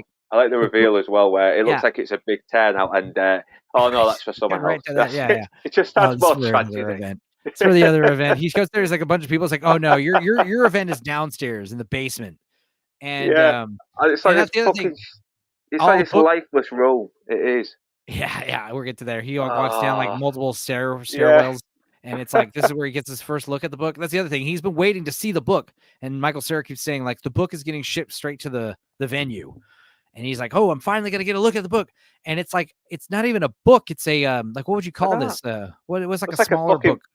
yeah. It looks like a fucking pamphlet Right. more What than is, an actual there's a book. word I'm looking for, like a small book. It looks like a Um, manual for someone. But it's not. It's I can't really find the fucking word for it, but it's like a novella, but a novella is like a short, right? It's a shorter fiction book. So like a short nonfiction book. What is that called? Let's see. Short. Let's look this up. I want to know. Short nonfiction book name. Because like, yeah, a fiction book that's short is called a novella. Flash nonfiction. Oh, okay. Oh, oh, but that never read that few term. few hundred to 2,000 words. So that's very small. Hmm. Oh well, yeah. I guess we'll just go with pamphlet. That was good enough. It just makes it Whatever. sad as well because it's not like a proper book now, and they're like it's very thin. Also, It's the like, title. oh, The title is yeah, now I am your nightmare. He's like, oh, I guess he's like, also the book's a lot smaller now. He's like, it must have got shorter in translation. It's like, that's good. And he's like, what's the title? He's like, oh, is that not the title? He's like, no. And he's like, it's like I am your nightmare. And he's like, oh, well, the title's supposed to be dream scenario, but that's okay. Probably works better for the demographic. You know, he's just like kind of cynically just kind of going along with it with a smile on his face, gritting his teeth. yeah. And he's With these people that don't care about him, they don't care about his what he wants to do. well, He's that's the just other a thing is product of it. these people right here might be legit fans, but also like Yeah, these are French horror junkies. Like these are not his people. These aren't biology people. These are the people that he wants accolades and admiration from. Instead, he's getting like he's signing autographs for a bunch of French horror junkies, which is not really what you expected. And then the light shakes and falls on his head and hits him right in the he gets the same injury again, like he did when the fight. He gets a big cut on his forehead in the same exact spot. And then we find out that the reason why he's using the Norio yeah, is he's because he's trying trying, to yeah, get into the dreams of his wife, and they even mentioned that it can work with someone who will welcome your presence. So right. could there still be a little hint that his wife still loves him and maybe does want to get back? Try But to pick someone who welcomes your presence. Otherwise, this whole thing will be pointless, is what they say. yeah, And it's like, it's kind of one of those things where it's like, if I can go in her dreams, then I can prove that she still cares about me. And that's kind of what he does at the end. And of course, it's yeah, like the best shit ever. It's just like she wanted. great Rescue payoff. me in my David Byrne in your David Byrne suit. I know, And and he was laughing it's about it early and how he's doing it, and it's really fucking bittersweet and heartfelt. And I'm not well, gonna it's lie, the good. second time I I watched, yeah, Yeah, I think it's good because it signals that they might get back together because the fact that he was able to enter her dream, yeah, you know, it it's a adds a good bit of sign. positivity to a very very fucking bleak tragic film. And that's the other thing. When you're dealing with like fame, it really doesn't. All these fucking fans and even your friends and acquaintances, they don't matter. Really, your family Yeah, and the people closest to you, they're all that yeah. matter. In the end, you got to find out something real nice that Yeah, there could be some hope with someone he actually yeah. cares of, cares And I about. love this like random like digital effect of like a couple little fires in the background as they're walking away. I didn't Yeah, notice that until I was taking don't look fake screenshots. either, and it doesn't look fake either because it's at the distance, isn't it? So they can Yeah, hide yeah. it a bit better. Um, yeah, it's good, good stuff. But oh, sorry, I'm off camera for some reason. Uh, yeah, and that's basically he's like walking with his wife, having a good time. He kisses her, and then he says, "I wish this was real," and floats away. Uh, And that's the fucking end. and Damn, that's and a good movie. City of Dreams by Talking Heads. Right, You could not exactly. pick a better fucking song for that. Yeah, it's good stuff, man. Yep, And and it harks back to the fucking payoff as well, which this is it's a kind of fucking why. Go ahead. yeah, it's a very strange film, but it may have been one of the most a film I saw where I thought this is something that feels very original, and it's not just like another take on something we've seen before. But Right. all right, this is still going the same fame the downfall of fame, 50 minutes of fame, or whatever you want to call it. Because, Yeah. but like Little Dream does add more originality to it. It brings another twist that makes it more engaging. It's good stuff, man. And that's the other thing. I remember when Wes was asking about coming on, and I asked him, "Did you watch this movie? And did you like it?" And he's like, "Yes." No, I didn't like it. And I was Yeah, like, I thought it "Okay." was a bit Well, too here's on the the thing. nose with the cancel culture. Here's the thing. I didn't want Wes on here. I hope Wes could listen to this, and I'm hoping after he listens to this, he'll have a newfound appreciation for this movie. I definitely didn't want. I love Wes. I like it when he's Mr. Contrarian on the stream, like the Avatar stream. But for this one, I definitely didn't want someone on here being like, I didn't like this part. I didn't get this shit, or I thought this was too on the nose. I didn't want any of that on the show. I don't think he'd have wanted No to come on and offense. talk about this movie anyway. That's why I No, of didn't course. ask him. No offense, Wes. But at the same time, I'm hoping that like people like you and other people who maybe didn't know what the hell this movie was or didn't like it. I think it's one of these movies, like you said, like the more you watch it, I think the more you'd appreciate it. And like, Yeah, I'm actually glad that you went through it because you're pretty good at noticing these things more than I do. I think thank sometimes I you. take a I yeah, I I feel like I should start doing these because I do these, I've done some of these breakdowns before on other channels, but it's like I think I should be the one yeah. narrating. I'm Do your own, sorry. man. I think you've fucking killed it on here. Thanks. No, Yeah, like but what I did with Nail and I on my channel, that was great. I mean, I go over the beats. Sometimes like on some other channels, yeah, I feel like some people sometimes it's easy to gloss over little details when you're recapping the movie. But also like I don't want to be recapping it too well where like we get a fucking copyright claim or whatever or yeah, I don't know. I yeah. also don't Next want it to week, be like yeah, I guess we next should have said if you haven't seen this movie, you probably shouldn't have watched this video. We probably should have started with that, right? yeah. But by next week it will be me going through it because I know Mask of Zorro. I've seen it plenty of times. I can Oh yeah, probably know it inside out a bit more, but for you sure. seem to be better at You're, getting information into your head a lot more than I can. I can. Sometimes I overlook I things. have an Yeah, insane exactly. recollection. I can memorize stuff. I know like over 1,000 songs. Um, so that being said, next week you're doing Tony Down Under with Mask of Zorro. Yes, Cool.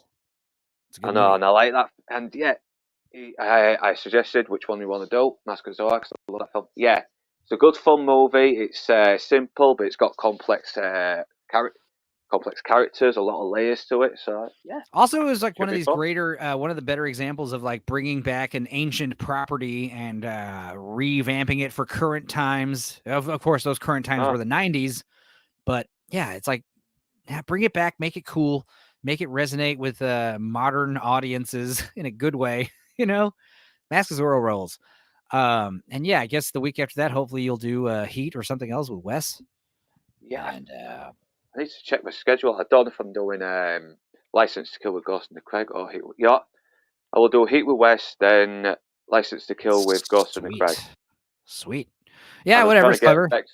Yeah, I'm trying to get Vex on for something else. She's up for something in February, and she Cool. gave me a few films to look at. So I'm gonna try and maybe But yeah, put them in a cool. hat and It put is one also out. cool doing these one-on-ones type discussions. Yeah, I want to do all Uh, that first because I think sometimes when you get too many people on, you can run the risk of having so many talking over each other. well, it's also like, for instance, with the I like the Wii watches and the watch alongs on Losers Lounge and the Wii watches on my channel because it's like it's only going to be as long as the movie is, plus a couple minutes extra. But like with these breakdowns, we did good going 2.5 hours, but the movie's an hour and 40 Uh-huh. minutes long. I So I know. mean, it's like it's so easy to go longer. We could have, I mean, shit, dude, we could have gone longer, but the thing is, I definitely got like towards midway. It's like we should probably rush this a little bit, Yeah. but Yeah. So especially it's harder I with like think some of these newer movies that are still fresh in our head. Whereas like when you revisit classics that you love, like I'm gonna be talking about Starship Troopers tomorrow on Two Hosts on Inspired Reviewers channel, and it's like I could go so long on that movie, and I don't want that to be a short stream. I know it will be. It'll be 2 or 3 hours, but god damn it. We did 2 hours on Blue Collar's channel talking about that movie. I could talk about that movie for 8, 9 hours easily. I know. Well, think we've discussed what we can on Dream Scenario. It's a very good offbeat film with great performances, especially from Nick Cage, and does satirise cancel culture in a very original way. Yeah, So, it what are your satirizes that. It satirizes, like I said, viral meme fame. It satirizes midlife crises. It's just like a lot of stuff. A lot of stuff. Also, just very dreams layered? in general. It's a Like, very layered film. I liked it. Liked it a Yeah, lot. yeah. Um, so So yeah, that's thanks it for then. having me. Yeah, I Yeah, guess. and yeah, I'll probably talk to you later on. I'm gonna get some sleep, and you enjoy the rest of your weekend. And yeah, we'll talk some more shit later if you want. Oh yeah. All right. Well, cool. And then Take yeah, care, I man. guess I'll see you probably maybe Monday, definitely Tuesday. See you later, man. See ya. All right, Yeah, I'll buddy. try and get on Monday if I can.